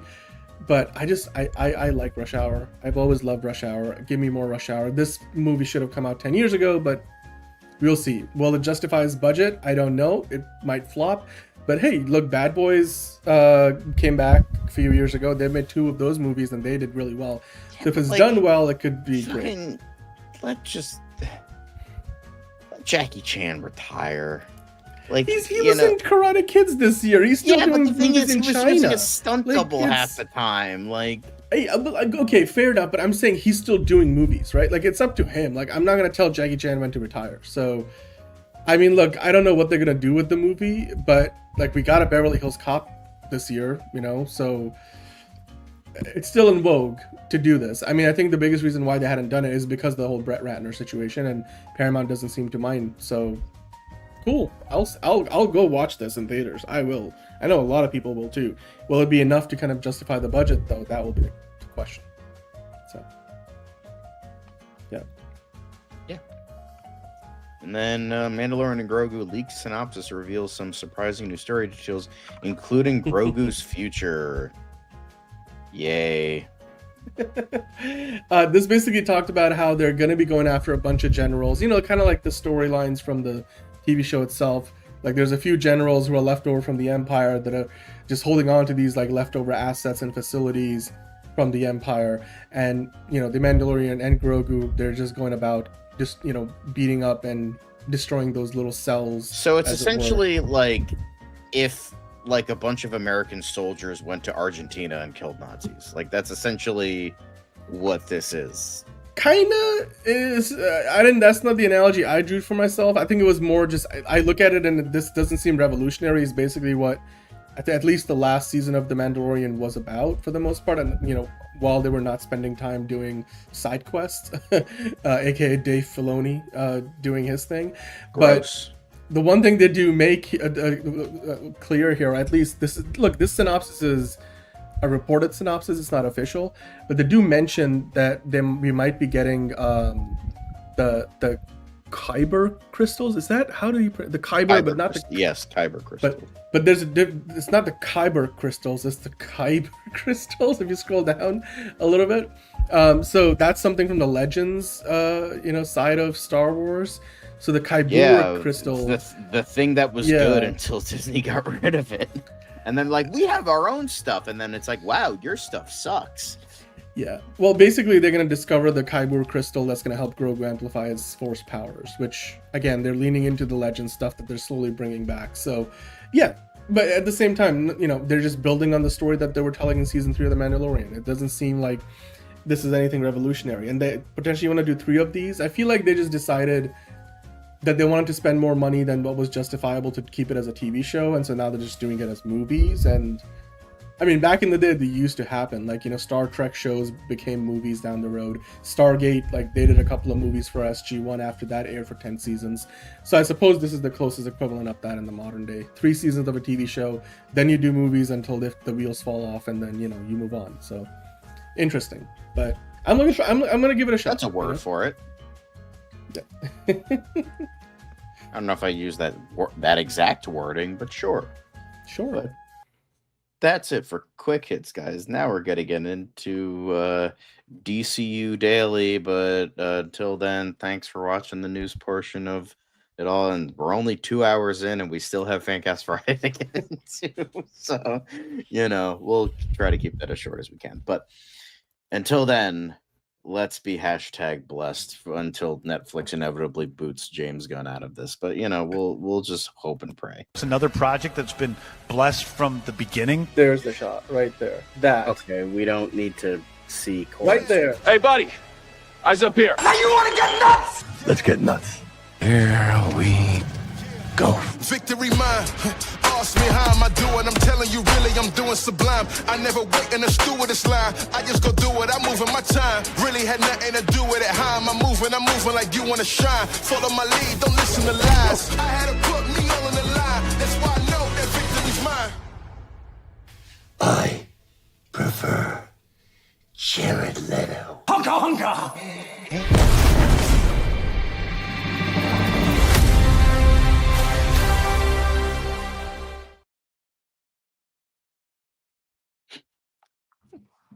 Oh, hello. Welcome to dude, I'm multitasking. Okay. Welcome to another episode of DCU Daily. We've got a lot to get into today, of course. We're going to be talking about a bunch of different things, including, Lantern, Supergirl. There's a lot of Supergirl. We talk a little bit of Superman, more fallout from, Quentin Tarantino dissing on Paul Dano, so his Batman friends are coming to his defense, including, and then a bunch of other folks from the Hollywood. Indeed. Just some geeky guys here. Hello, thanks for the super chat, $5 super chat, saying I can't wait for the woke Netflix Superman when his kryptonite is microaggressions and refers to himself as super person of the world. Not sure if that's where they're gonna go with it, but thank you for the super chat. James is here to stay. Peace. Oh, are you leaving? Yes, he only had a little bit, but all right, okay. I am also here. I wanted to just see what Dan's reaction would be when I put it. I wasn't looking, dude. John. Hi. By the way, Hi. can I just say, everybody hit the like button. Yes. Please do. Hit that like Yes. button. There's a lot of you watching, not enough likes. We appreciate that. It helps the YouTube gods throw a few more bones our way. And we appreciate Yeah, if you that. have to leave, you can leave. It's fine. It's gonna be up like when you're done. So. Oh no, we're gonna be here till like the sun comes up at this Ted point. Sarandos.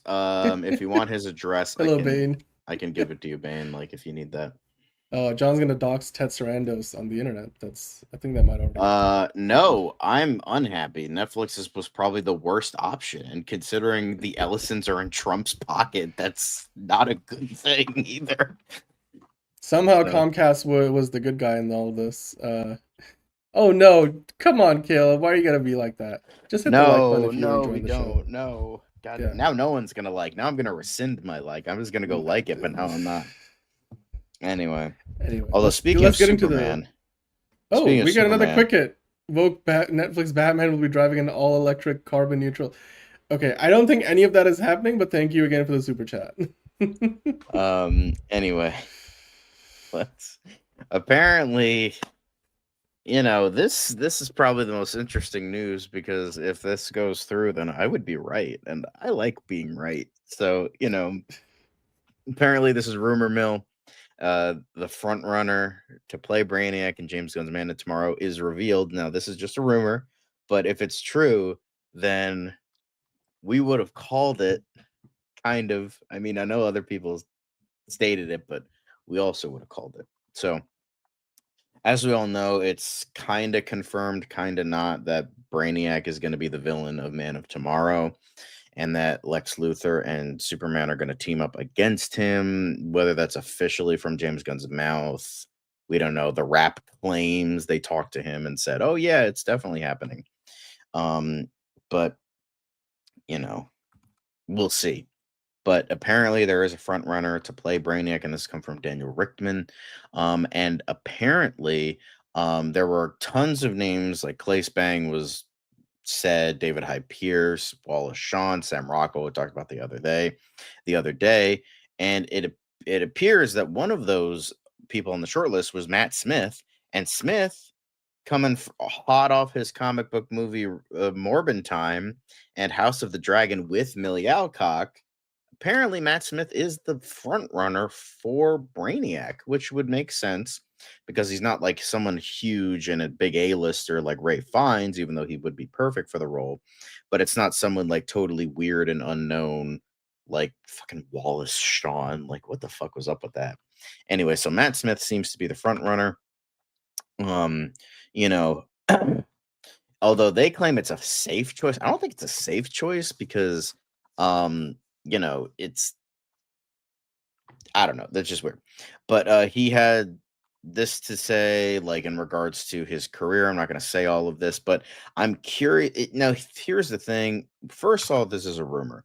Daniel Richtman, he's also known as Daniel RPK. He is usually, he's not always right on the money. He's like kind of, you know, he's kind of hit and miss. First off, and front runner doesn't mean anything. Sure, they might be the favorite for the role, but you know who else was the favorite for the role? Fucking Josh Brolin for Hal Jordan, and look how that turned out. He said no. So Matt Smith, they could be, oh, we want you for the role, and he's like, no, fuck off. Because remember, he has said even when he was doing Morbius, he doesn't really like comic book movies that much. He doesn't want to do comic book movies. The only reason he did Morbius is because he really wanted to work with Daniel Espinosa, the director. So it's entirely possible that he is the front runner, and then he's just like, nah, I'm good. I'm okay. So then it might go to Clay Spang or one of these other, or David Hyde Pierce or one of these other guys that are in contention for the role, allegedly. So, you know, I think, is it a safe choice? Maybe, but I think it's a really good choice because he hasn't done anything like incredibly super villainous, like Morbius, I guess you could say. I don't know his role in House of the Dragon. I don't know if he's like a straight up villain or not, but um exactly. You guys saying this, Rahul Kohli was the front runner. Oh my god, he would have been so fucking good. But he was, you know, it got passed to Pascal, whether he said no or they were like, no, we got someone better for the role. Front runner doesn't mean a lot, especially a front runner that's rumored for the role. But if this goes through and he does say yes, I'm just saying that would be really cool if I predicted that. So it would be terrible. The front runners aren't the ones that are picked, especially, you know, Clayface. I don't know if like they had those front runners were, and the thing is, this is all rumors, so who knows? Um, indeed, indeed. But Dan, what are your thoughts on this about Matt Smith? You know, even though it's And probably a shot in the dark and probably not going to happen or not going to be true, but what if, like, let's say they're like, oh, Matt Smith is cast as Brainiac. What would be your reaction to that? well, I mean, it would be the Damon and Rhaenyra reunion for Man of Tomorrow, certainly. Well, I But don't know if Supergirl is going to appear in Man of Tomorrow. true, But sure. true. Look, Matt Smith is a great actor. I think he's just had bad luck with these franchise movies before. Maybe picking the wrong role for the wrong movie. That might be an agent thing. He's ultimately talented enough. He's still like personally my favorite Doctor Who. So I always look back and, I mean, and think like he's got range. I know, right? Like the guy's got range and he can do the job. right. I think he would make a great Brainiac, and under the guidance and you know tutelage of James Gunn as a director, I think he gets the most out of his actors. So I would love to see him in the role. I just don't know how credible this is in terms of like him being the front runner. We have had plenty Well, of, when like you you said, in fucking the past. describe him like that, yeah, he might seem fucking boring. But Brainiac is considered one of, if not like Superman's best villains. So, like, I don't know. That's especially, I mean, Krypton didn't need to go as hard as it did, but it did, and he was awesome in that show. I don't know who they got for Brainiac there, but he was great in that show. And the guy they got, who essentially a nobody, and they fucking did it very well. So, you know. Well, he's very keen. He's already playing Joker in the Becks. I mean, it's entirely possible he could play Brainiac, but I don't see it for that. I don't see that. Or unless you're Yeah, talking about Jacob Elordi, which maybe. I mean, he did prove in Frankenstein he could act, so you know. he might be a James Bond potentially. Yeah, you know, we've gotten Zod more times than Brainiac, and even though Brainiac is a way better villain, but Blake Ritson, yes, thank you, Blake Ritson. He was really good in Krypton. Nobody act, but he was great there. He was, because his voice was like so like he had a oh my god, like it's just like he did like there he looked comic accurate, which was great, but like his voice was like creepy but authoritative, and it just worked. You know, I really liked what they did there. There's Brainiac fucking is the reason why Krypton got nuked. What the fuck you mean? Exactly. Enterprising is based. Tony doesn't know what the fuck he's talking about. He's a bitch boy. Anyway, Yeah, DCAU, from what I've heard, Brainiac from Krypton, both great, both great. But yeah, our front runner allegedly for all this is Matt Smith. Even though it's unlikely he would take the role because stuff in the past has stated like he probably wouldn't, but you know, one can only hope. So moving on to the next thing, Batman related. Bane will break you. Where are you? Well, the reason is because Lex Luthor is the most popular villain, so he keeps fucking coming back. They were really close to doing Brainiac on many occasions, but you know, the movies just couldn't get made. Yeah, I think, like, say what you will about that movie. That movie would have been bad, but it would have been awesome, you know. So, but to the surprise of no one, for the Batman Nightfall adaptation, aka the comic where Bane is the villain, hey, guess what, guy? Bane is going to be the villain. Wow, crazy. Bane is going to be the villain of the adaptation of the comic where he was the villain. Slow news day? This was like, you know, Screen Rant got a story, and I was like, really? You're really just, you know, clawing for some. And apparently it's going to be 4 movies instead of 3. Headlines. So that's interesting. Yeah. Wow, what a shocker. I know, right? Yeah, that's the reason why this is in here. But anyway. Yeah, I just in other news, water wet. Yeah. Yeah, just like the scooper. My time to shine, Bane's time to shine. No, Bane's time to shine. I want to see the comments on this. No, you don't say. This is like announcing Red Hood will be in Under the Red Hood. You got the judgmental Justin Timberlake. Superman is going to be in World's Finest. And like, got this. It's just it. God. Yo, they're and Batman will be the hero, right? I mean, I've also heard rumors that Batman will be in this movie. Oh, really? God. I just love how they're getting fucking ratioed in the comments. Like, this means something. Oh, God. So funny. But by the way, we haven't had any updates on the Bane and Deathstroke movie. Sorry about that, O'Shea, but yeah. I was snorting. That's terrible. Yeah, it's gonna be a DC movie too, apparently. That's great. This is terrible. This is worse than Kim's 10 Commandments. Quicket. This is worse than that. Oh God. Oh my God. So shameful, but it's so funny. Yeah. I mean, as long as Bane doesn't like rape Batman, I think we should be fine. Because that's like the lowest bar you can go for an adaptation. So, you know. Oh, isn't that what Zack Snyder's movie? No, that's a different movie. Never mind. No, Zack Snyder raped a franchise. He didn't rape anybody else. But anyway. But yeah, let's move on. Anyway, imagine like someone shit talking you and then the entire fucking internet comes to your defense. That's just you just know when like you've reached peak fucking energy right there.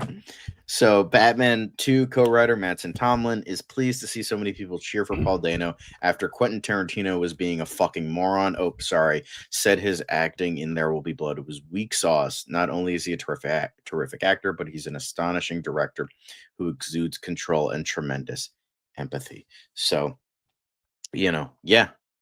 Paul Dano's pretty fucking awesome. And I'm glad the internet's coming to his defense because Quentin Tarantino is now becoming old man yells at cloud. Yeah. I'm glad everybody, and it wasn't just, you know, Mattson Tomlin. It's also a bunch of other actors and filmmakers, and including Matt Reeves himself, saying Paul Dano is an incredible actor and an incredible person. I don't know why Quentin Tarantino wanted to single out Paul Dano and with the diss, like, it's just, Paul Dano's far from the worst actor in SAG, my dude. Justin Geeky Guy, thank you for another super chat asking what do you guys think of Nolan's Bane. I love Nolan's Bane. I thought Tom Hardy did a fantastic better job than the with it. Batman and Robin one, which is not saying much, but it's still worthy to say. Dude, we're forever gonna remember Tom Hardy's Bane. Just, I mean, infinitely quotable. Like, you know, it's I'm Gotham's Reckoning. It's you know, come on, I was born in the dark, molded by it. Quentin Tarantino, that is true. The man can't fucking act. Your ally. The best acting that Quentin Tarantino ever did was as an Elvis impersonator in Golden Girls. Like, get the fuck out of here. Yep, exactly. Agreed. All of you guys. What? Didn't like? Dude, I like, as far as the comic, like, Christopher Nolan changed a lot of things. Those were loose adaptations at best, so I don't think that hurt the movie. In fact, most people going to see the movie did not know what the comic book version of Bane was or did, so I don't think it hurt the movie at all. But, yeah. Something feet in every movie. Yeah. Yeah. And Tom Hardy's voice was also good the way they went about doing it. You know, it, like, with the voice modulation a little bit, and I think he also, like, applied just the voice cracking and just, again, playing to the idea that that mask had an actual purpose, like it's to help with the breathing. And yeah, anyway. Oh yeah, I do love how the Harley Quinn show parodies the Tom Hardy Bane. I'm Gotham's Reckoning. Oh, the little girl! Oh my god!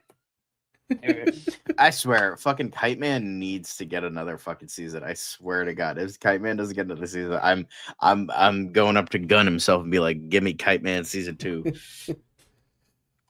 Yeah, maybe that's what they should do. They should that's what Netflix needs to do. We need to lobby Netflix for that. Anyway, or just kill Ted Sarandos now. But whoa! Come on now. We're not encouraging. We're not encouraging. It's a joke. Anyway, but speaking of Batman 2, apparently Scarlett Johansson was not Matt Reeves' first choice. And so, going back to the whole Brainiac conversation, sometimes the first choices don't get chosen. But apparently this Spider-Man franchise star was. But apparently Jeff Snyder, our boy Jeff Snyder, Emma Stone was the first choice. But considering fuck Jeff Snyder, and he's usually wrong. Well, so, I mean, he did also talk about the idea that once Emma Stone had sort of passed on the role, Scarlett Johansson asked her team to really go for it and aggressively pursue the role, and ultimately it seems like she's going to be in the movie now. She's landed the role. It's not quite official, but pretty much we know Scarlett Johansson is going to be in there. The other thing was, she better be Andrea Beaumont, I swear to God. Well, we're going to talk about, I guess we can talk about, like, if it was going to be Emma Stone and now Scarlett Johansson, what could that mean? Like, does that tell us anything about who the character is that they're going to be playing? Because Scarlett Johansson, like, had to work with her team to kind of figure out the scheduling between the Exorcist movie she's going to be filming next year and the Batman Part 2. So it wasn't going to be like a straight up just, give me the movie, my schedule's free. She had to there was a lot of, like, pieces that had to move around to make this work. So who do you think she might be playing based on the idea that if it was going to be Emma Stone and now it's Scarlett Johansson, can you think of any characters that the two of them, would... I mean, both kind of exude Vicky Vale vibes.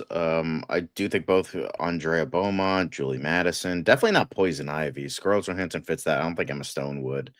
I would really want Mask of the Phantasm. That would be so fucking good. Yeah. But, I mean, Scarlett Johansson is definitely the bigger, more bankable commercial star. And yeah. I think on par as an actress, too. Emma Stone just has done more, like, Oscar-bait movies and won a few more awards. I think Scarlett Johansson is as good of an actor as Emma Stone in a lot of ways. So. Mm-hmm. Yeah. But yeah. By the way, I was also going to say, in this article, they point out that one of the reasons why things didn't work out with Emma Stone is because she wanted $20 million. And so the assumption here is that Scarlett Johansson, like, they basically weren't willing to pay the $20 million. And how we were speculating the other day, like, oh, Scarlett Johansson is going to want $25 million. Well, the whole reason why Emma Stone didn't end up with the role is because, she wanted $20 million was her fee. And the assumption therefore would be that Scarlett Johansson probably took a smaller fee, but maybe with more of a back end deal, so she might get points on the movie's profit from the theatrical run. So, which she also was meant. Remember, she sued for Black Widow because Disney released it on Disney Plus simultaneously with the theatrical release because she had a back end points deal that got affected by it. Then she ended up winning or getting a settlement where she got a pretty good chunk. One of those Oscars entirely unearned. # Lily Gladstone was robbed. But John, my question for you would be, what do you think Scarlett Johansson's getting paid if she took less money than the $20 million that they weren't willing to give Emma Stone? It just goes to show that Scarlett Johansson just really wanted to fucking be a part of this. They're like, she's like, you know what? I'll fucking take a pay cut. I already fucking made God knows how much money from the Jurassic fucking World. She's gonna be in more of those movies, and I bet you she's probably got a back end points deal. Probably not significant, but it would probably make up for whatever the difference is for the most part in the fee that Emma Stone was asking for. The Frankenstein porno movie. What was that? Poor Things. That one. Poor Things. Yeah. I was just gonna mention. Yeah, there you go. But anyway, yeah. Whether she's the first choice or not, I mean, like you said earlier, the first choice for for Hal Jordan was Josh Brolin. He passed on it. Kyle Chandler eventually got the role. We don't know quite yet if that's been the right move, but we'll find out soon enough, and then we'll find out about this as well. Scarlett Johansson would be a great whatever character she plays because she's a great actress. So whenever you add good talent to a movie, usually it can only work out well for you. Usually. But anyway, if you remember, speaking of great actors, Gadot, hey, definitely a great actor. But Gal Gadot talking about her, yesterday was her 12-year anniversary from being casted as Wonder Woman. So I guess she was implying that this footage of the camera test for her with Ben Affleck's Batman, or Bruce Wayne in this instance with Diana Prince, that was footage that Zack Snyder hadn't shared with her until recently, and so she wanted to kind of commemorate her 12 years since being cast as Wonder Woman. I mean, look, she's proud of her time as Wonder Woman, and I think she did a great job. And you can tell this scene obviously is not from any of the movies, but it has sort of like elements of a couple that's like was in the movie scenes where they're talking about that artifact that wasn't in really the real artifact; it was stolen.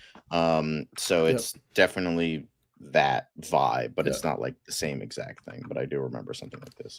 Yeah. So, look, I think she looks the part. I think for the most part, the amount of acting she needed to do was good enough. And to this day, I will always defend. I will always defend like the scene when you first get Wonder Woman and that fight sequence in the third act of Batman v Superman is one of the best moments in all of DC history. The first live action. Okay, I get it, but the first live action Wonder Woman, I think Gal Gadot did a pretty good job. So I'm happy to look back at that fondly. Whether she ever comes back in the role of Wonder Woman or not, we'll just wait and find out. She did an okay job. So, I think she was good. I think her best performance was probably in Justice League because she had a lot of time to be in the role and it worked. But the best movie she did was easily Wonder Woman. That was fantastic. But sometimes I will say the awkwardness kind of worked in her favor because she was like a fish out of water, being in society. So that kind of worked in her favor. Oh, absolutely. So yeah, I think that I still love one of my favorite scenes from Wonder. I just want to say this and then we'll move on. But one of my favorite scenes when she has ice cream for the first time. You should be very proud. That's just honestly, that's how I feel whenever I have ice cream that fucking hits. Agreed. Oh my god. Yeah. I think that was also a scene that was in, I think it was in Justice League War where she has ice cream for the first time and she's like, this confectionery, where I can't even talk today. This ice cream, I want more of it, kind of like a Thor vibe, but I just another and then ice cream. It's always going to be funny. Yeah. But anyway, speaking of funny, Superman, that's a funny movie. I mean, sure. But Superman has become Google's second most searched movie of 2025, only behind the Hooker movie, aka Honora, but Oh, really? over Minecraft, Thunderbolts, and Sinners. Interesting. I guess Honora beat Superman. That's the world we live in. All right, cool. Yeah. It did win the Oscar, so like, you know what? That does give you a pretty healthy boost. Confectionery. I think that's the word I'm trying to say. Anyway, but yeah, ice cream is wonderful. Yeah, I know. It's like, it reminds me of like the baby, like the viral baby that like they give him like a little bit of ice cream and they eat it and then they just go wide and they just try to grab more of it. It's like, yeah, ice cream is the fucking best. Yeah, people jerking off to Mikey Madison. That's the only fucking reason why. Hey, but you know, hey Caleb, you try it, I guess. Hey Caleb, look, it's more Lanterns talk.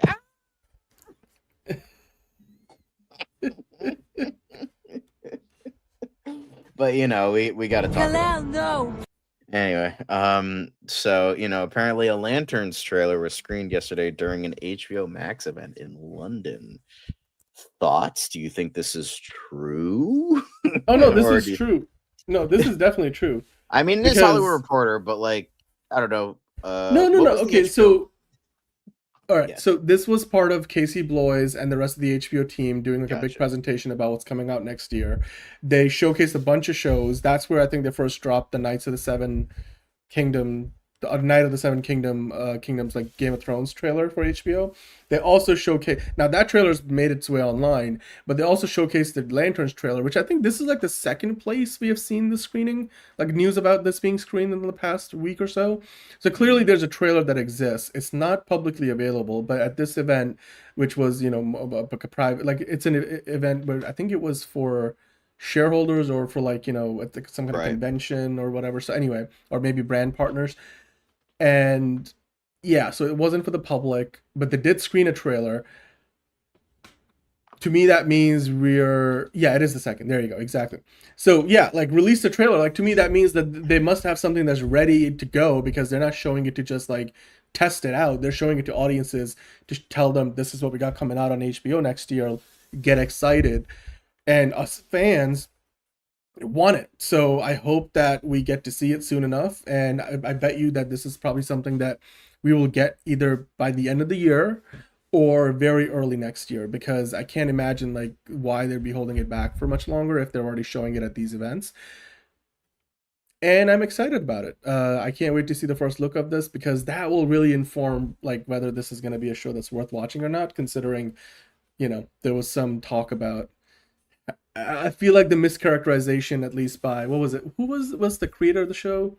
Who talked about that? Remember they were talking about how the constructs of the different lanterns, and they completely got that wrong. Yeah, they completely fucking got it wrong, which made me lose all hope I had for this shit. I'm like, you know, like hopefully they can turn the sentiment around with a good trailer. A good trailer can go a long way for that. Anyway. Yeah. So, you know, I'm rooting for it, but I have no hope. Yeah. All right. Anyway, but the last thing, what did James Gunn say on the very short? What did James Gunn say today? But he said this: if you want to see something from a filmmaker, consider phrasing it as I, as opposed to we. I.e., I want to see Ambush Bug in the DCU, which honestly now I do. Charlie Day is the only person that can play that role. We want to see we want to see Ambush Bug in the DCU. I want to see an on-screen Batman with wide eyes versus we want to, etc. Your personal desire is meaningful and has weight. When you frame your personal desire as a universal one, it rings false and becomes forgettable. Own what you want, which I kind of agree with. But the thing is, when you say we, that means a lot of people want to see it, which brings in more impact, because that would mean that so many people want to see it that like you want to cater to what most people want. So I kind of see both lenses, visions, whatever, both ideas in regards to that. Dan, what are your thoughts on this? Do you agree with what James Gunn is saying here or no? I agree with the sentiment of what he's saying. I think he's more about, he probably gets a lot of these requests. I think he said that, like he gets endless requests from fans, but honestly, same. I agree with this gentleman here. A Dark Gritty remake of the scene. Haven't we seen that? No, never mind. But anyway, I think what he's trying to say here is when you want something or messaging him about it, say, I want to see this because that's what you want to see. Don't make the assumption on, or don't speak on behalf of other people, because then a lot of times, like, I'm sure James Gunn might, like many other filmmakers, just going to take that aside because it's like, oh yeah, sure, the internet wants to see it, blah, blah, blah. Like, big deal. Like, I think it's more like that personal touch. I think he's talking about authenticity, and I get that. I get what he's saying, because too many of us as fans like to speak on behalf of the entire fandom and, be like, I want to see a Batman with white eyes. And like, there's a lot of people that don't. So I think it's a more accurate way to kind of gauge interest is when you say it like, and look, it's small details. I'm sure something was going on in his day that he felt the need to specify this online. I understand where he's coming from, but it's not the end of the world. Like if you say, oh, we want to see this. Sometimes it is true that we want to see a Batman with a blue and gray suit, and a lot of people want to see it, so you can say we. Semantics, I don't, it doesn't matter at the end of the day. Not too much, at least. But I understand where he's coming from. Like, own what you want. Like, he's trying to empower fans in a positive way, and I like that. Like, I like his intentions. Yeah, of course. So, yeah. I like that vibe. So, I want Section 8, yeah. But yeah, I kind of agree with this. But tweet at James Gunn. Tell him what you want. Yes, tell us what you want, what you really, really want. Oh, please tell us what you want, what you really, really want. Tell it. Anyway. I want to. But now we go on to something properly big for today. The biggest story we have at the 2.5 hour mark. Hey, wake up! It's only 1:30 in the morning. Wake up! Ah, you're up. Anyway. But now we get into Supergirl news, and it's about CCXP stuff, as well as a couple other things, but mainly CCXP. It's closer look at the display, the movie logo, and the official merchandise revealed. So with all of this, we did look at something. We saw the logo and the costume and some other things the other day. So, let's get into it. So we also got a confirmation with the sneak peek. James Gunn confirmed it, and it did have this whole thing in regards to the teaser. And like the thing is, what James Gunn says in that video, you could easily say that he's talking about the booth as in a sneak peek at the movie, which is why I do wonder if we're making it out to be that we're gonna get the trailer, whereas all he was talking about is look at the booth. Like, we got to see the weapon that Lobo uses, we got to see the suits for Supergirl in the movie. There's even like a crypto there, and then there's some other elements of like the soundtrack in the jukebox. Like, we got all of that. Does that mean we're gonna get the trailer too? Maybe, but we'll talk about that in a moment. But it looks good. So far, I mean, everything at the CCXP without having actually part of the crew or the cast there, they've done a pretty good job of having DC represent. So, yeah. Well, yeah, I think Supergirl is more gritty by comparison to Superman this year. I don't think it's going to be as gritty as Man of Steel, O'Shea, but it's a good point that you're making. Mm-hmm. It's probably somewhere in the middle. I guess we'll find out, because, when the movie comes out. But it had all of this, so I'm going to be clicking on some of these so we can see them a little bit better. But there's apparently this out of this world popcorn machine, which looks very interesting. We did see this before, but like this is interesting. Thoughts? It's not they look more like chocolate cereal, like Cocoa Puffs or Pops or whatever, than they do like popcorn. I see like they're going for the whole alien effect. They don't really look very edible to me per se. It's interesting, like Ron is saying, but I certainly wouldn't be jumping or foaming at the mouth to eat that popcorn. But maybe that's the point. So yeah. Right. But then this is more of the booth. There's crypto. Yep. Damn, that looked like some kind of creature, Ron, by the way. This is a nice looking damn booth. Holy shit. Yeah, this neon everything. I like it. I like that booth. Yeah, crypto. There he is, although the T is missing. just Crippo, and then more of the logo and little tables and all that stuff. But yeah, looking quite good. So we'll move on a little bit further. This is the merch. It's essentially very similar to the shirts we got before, but it has that look out instead of look up. And then we got Supergirl down here in like black. And then Crypto. I want this shirt. I want this shirt. I want this white shirt. It looks fantastic. I like the merchandise. Snyder cultists. I like the merchandise. Yeah, the merchandise looks good. Yeah. And then close 3 tabs. Anyway. Yeah. And then here's more merch. Looks like kind of like soccer jerseys. It kind of looks like. And smaller. Yeah.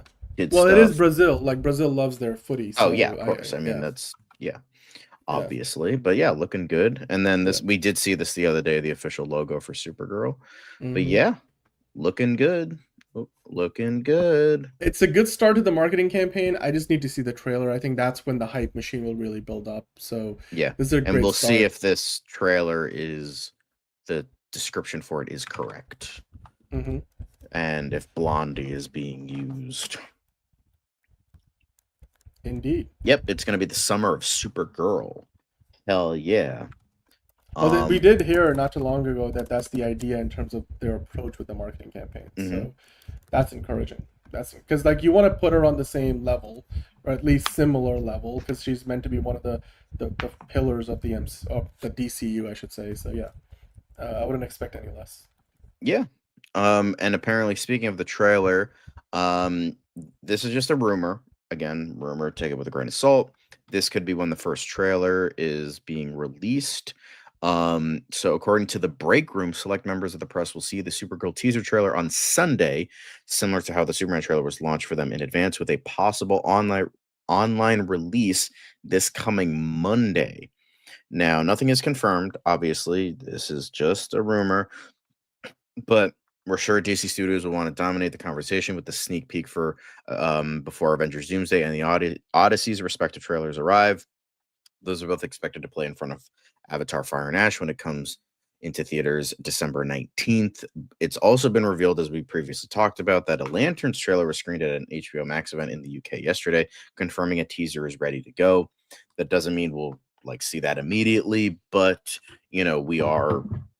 It seems like, and here's a few more videos. I won't play them, but of the costumes and the experience at CCXP. So, Dan, do you think this is a good timeline, or do you think they're not going to risk releasing it too close to Avengers, or do you think they want to get a one-up on it and release it first? I would think that they want to release it soon. Here's the thing: if you're gonna release it, then release it this Monday. This is just rumors talking about. I agree, but at the same time, people are going to talk about Supergirl for maybe a week or two, and then when that Doomsday trailer comes out, everyone's going to forget Supergirl. So that's the thing I'm kind of worried about, because she's going to become yesterday's news almost immediately, because everyone's going to be talking about Doomsday. No matter how good or bad that trailer is, it's going to be Doomsday talk.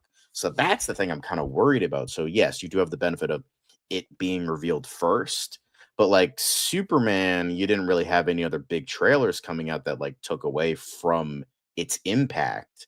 Meanwhile, you have the Odyssey. You have fucking Sir President Christopher Nolan's next movie, even though that's pretty much going to be theater exclusive, but still people are going to be talking about it.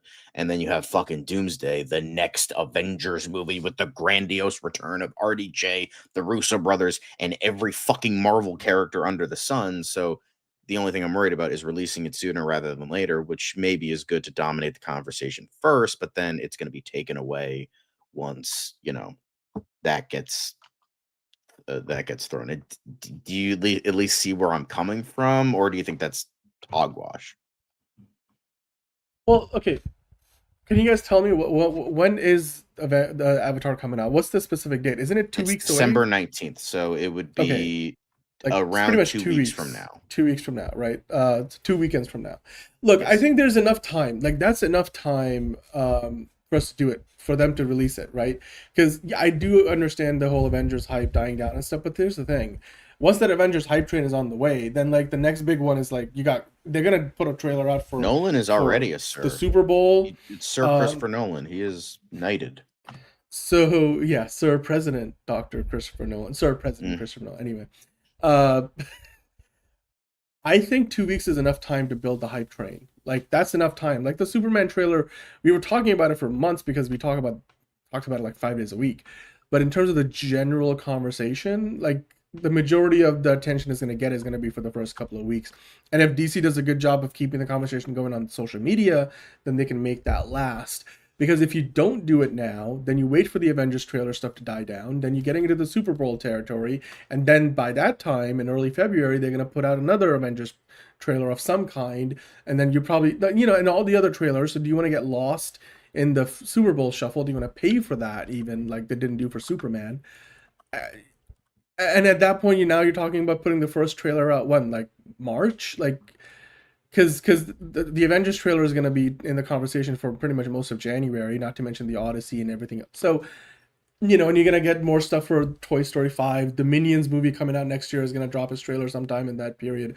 So I think right now is the time. Like, you just look at it, and I feel like right now is the most, the biggest runway that you have to give Supergirl the attention that not a lot of movies of its caliber are going to be attracting, up until the Avengers Doomsday trailer comes out.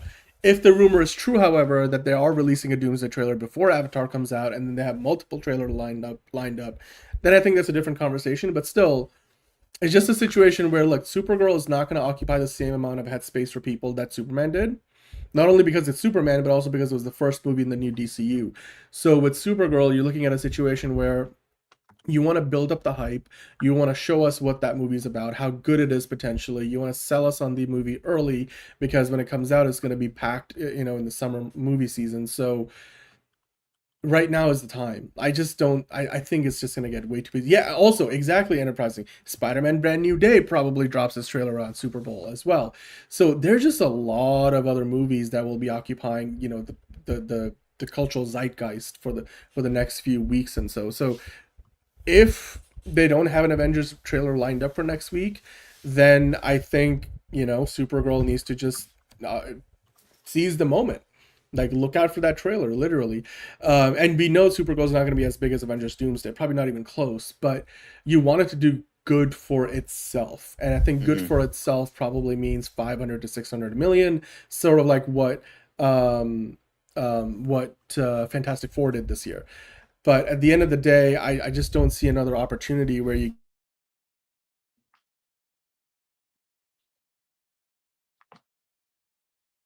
I don't know if he stopped or I did. Are you okay, Dan? I don't know. I disappeared too. Anyway. I don't know if I stopped or you stopped. I was just saying, like, I don't see another 2-week window for a little while after this 2-week window. So I believe the idea that if they are screening it to the press on Sunday, then we'll get some reports or reactions from that, and then on Monday they actually do put it out for everybody. That gives you a good runway, and then play it in front of Avatar, like along with the other trailers, like, so people will keep watching it. Avengers Doomsday will be a big trailer, but it won't be the only thing people will be talking about. They'll be talking about the Odyssey, they'll be talking about Avatar, how good or bad it is. Hey May 8S, hello. So I think Supergirl can be in that conversation. You just got to get her out a little bit ahead of time, and then make that good first impression, and then from there build the hype train. And let the DC fandom do their job, and let social media do it, like what they did with Superman. They did a lot of social media marketing. So, and if the movie is good, ultimately, that's what matters most. So people will keep going to see it again and again. Yeah. But anyway, yeah, that's my opinion. I just think that, like I said, the timing of it would work. And for all we know, this could be completely false. This is not the way they go about it. It could be fucking total bullshit. But if I was in their shoes, if I was Warner Brothers, if I was James Gunn and Peter Safran, and I was like managing the marketing for this movie at Warner Brothers distribution, then I would be looking at it and thinking, yeah, right now is the time, make it happen. So they probably have a trailer ready to go anyway. Yeah, I mean they do. Most likely they do. I mean, if they have a Lanterns one, which is apparently coming out way later, then they're probably doing they probably have this ready to go. Just they're kind of waiting, maybe at the very most. Yeah. But yeah, that's not the only thing. But apparently, Supergirl movie has their own URL now, so you guys can go to supergirlmovie.com and enjoy whatever they have to offer. So if you guys were It's not really much. excited, The Supergirl movie website is up, but it's really just a landing page, so you guys can go watch. It's gonna probably have more stuff in the months to come, but yeah, it's good. It's good. I mean, they've got a website, and that just, you know what that tells me? It tells me that they're like ramping up the marketing, like they're getting ready to push this movie out to us, and they're gonna be doing it, you know, the way that they approached Superman, the way they did Barbie over at Warner Brothers, the way they did F1, which is good. You want to give it that, you know, premium treatment. So the website is going to be a part of that, the larger process. So, yeah. Right. Yeah, Craig Gillespie's not, you know, online all the time. That's why you don't hear from him very often. It's more, you know, James Gunn is chronically online, but most directors are not. So. Yes. Yeah. But one last I'm sure thing Frank Grillo will tell us what he thinks about it. But some nice art here. Somebody updated their Supergirl illustration with the new official costume and looking good. Here's one with text and here's one without. Dan, what are your thoughts on this? Do you like it? Do you think it sucks? What do you think? No, I think this is wonderful. I think this is fantastic. This is super. No, it's super, not wonderful. Wrong hero. I think this is super, because you see like this artist is really talented. The costume looks, again, very accurate to the one we're gonna see. He's got the face. I think that's what he meant by changing it. Yeah. Right. He's got the face right. I like the pose. It's very classic comic booky. It's gonna make for a great thumbnail image, I'm sure, in the weeks and months to come that I can use. And it just looks fun. It looks super, like Ron said. And if this is sort of the vibe of the movie itself, then I'm all in. But yeah, that's it. That is it for today.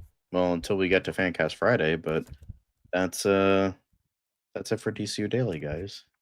Thanks for joining us. I'm sorry if you fell asleep at any point during this very, very long show. The ride ain't over yet. The ride ain't over yet, my man. We'll be getting into Fancast Friday. We'll be quick about it, half an hour at the most. But give us a few minutes. We got to start that up and do all that. So yeah, see you over there, everybody, and stay #blessed.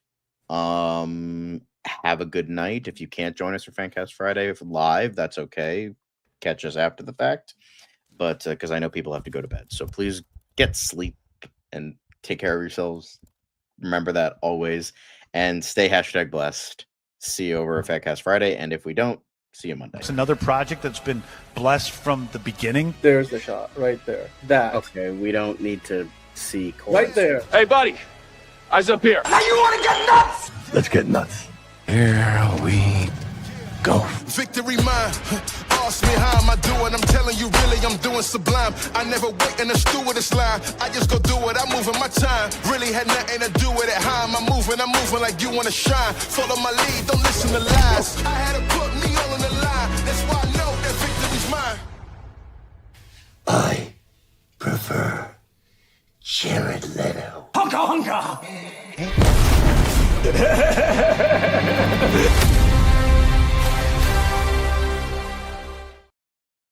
And instead of fuck Jeff Snyder, now it's going to be fuck Netflix.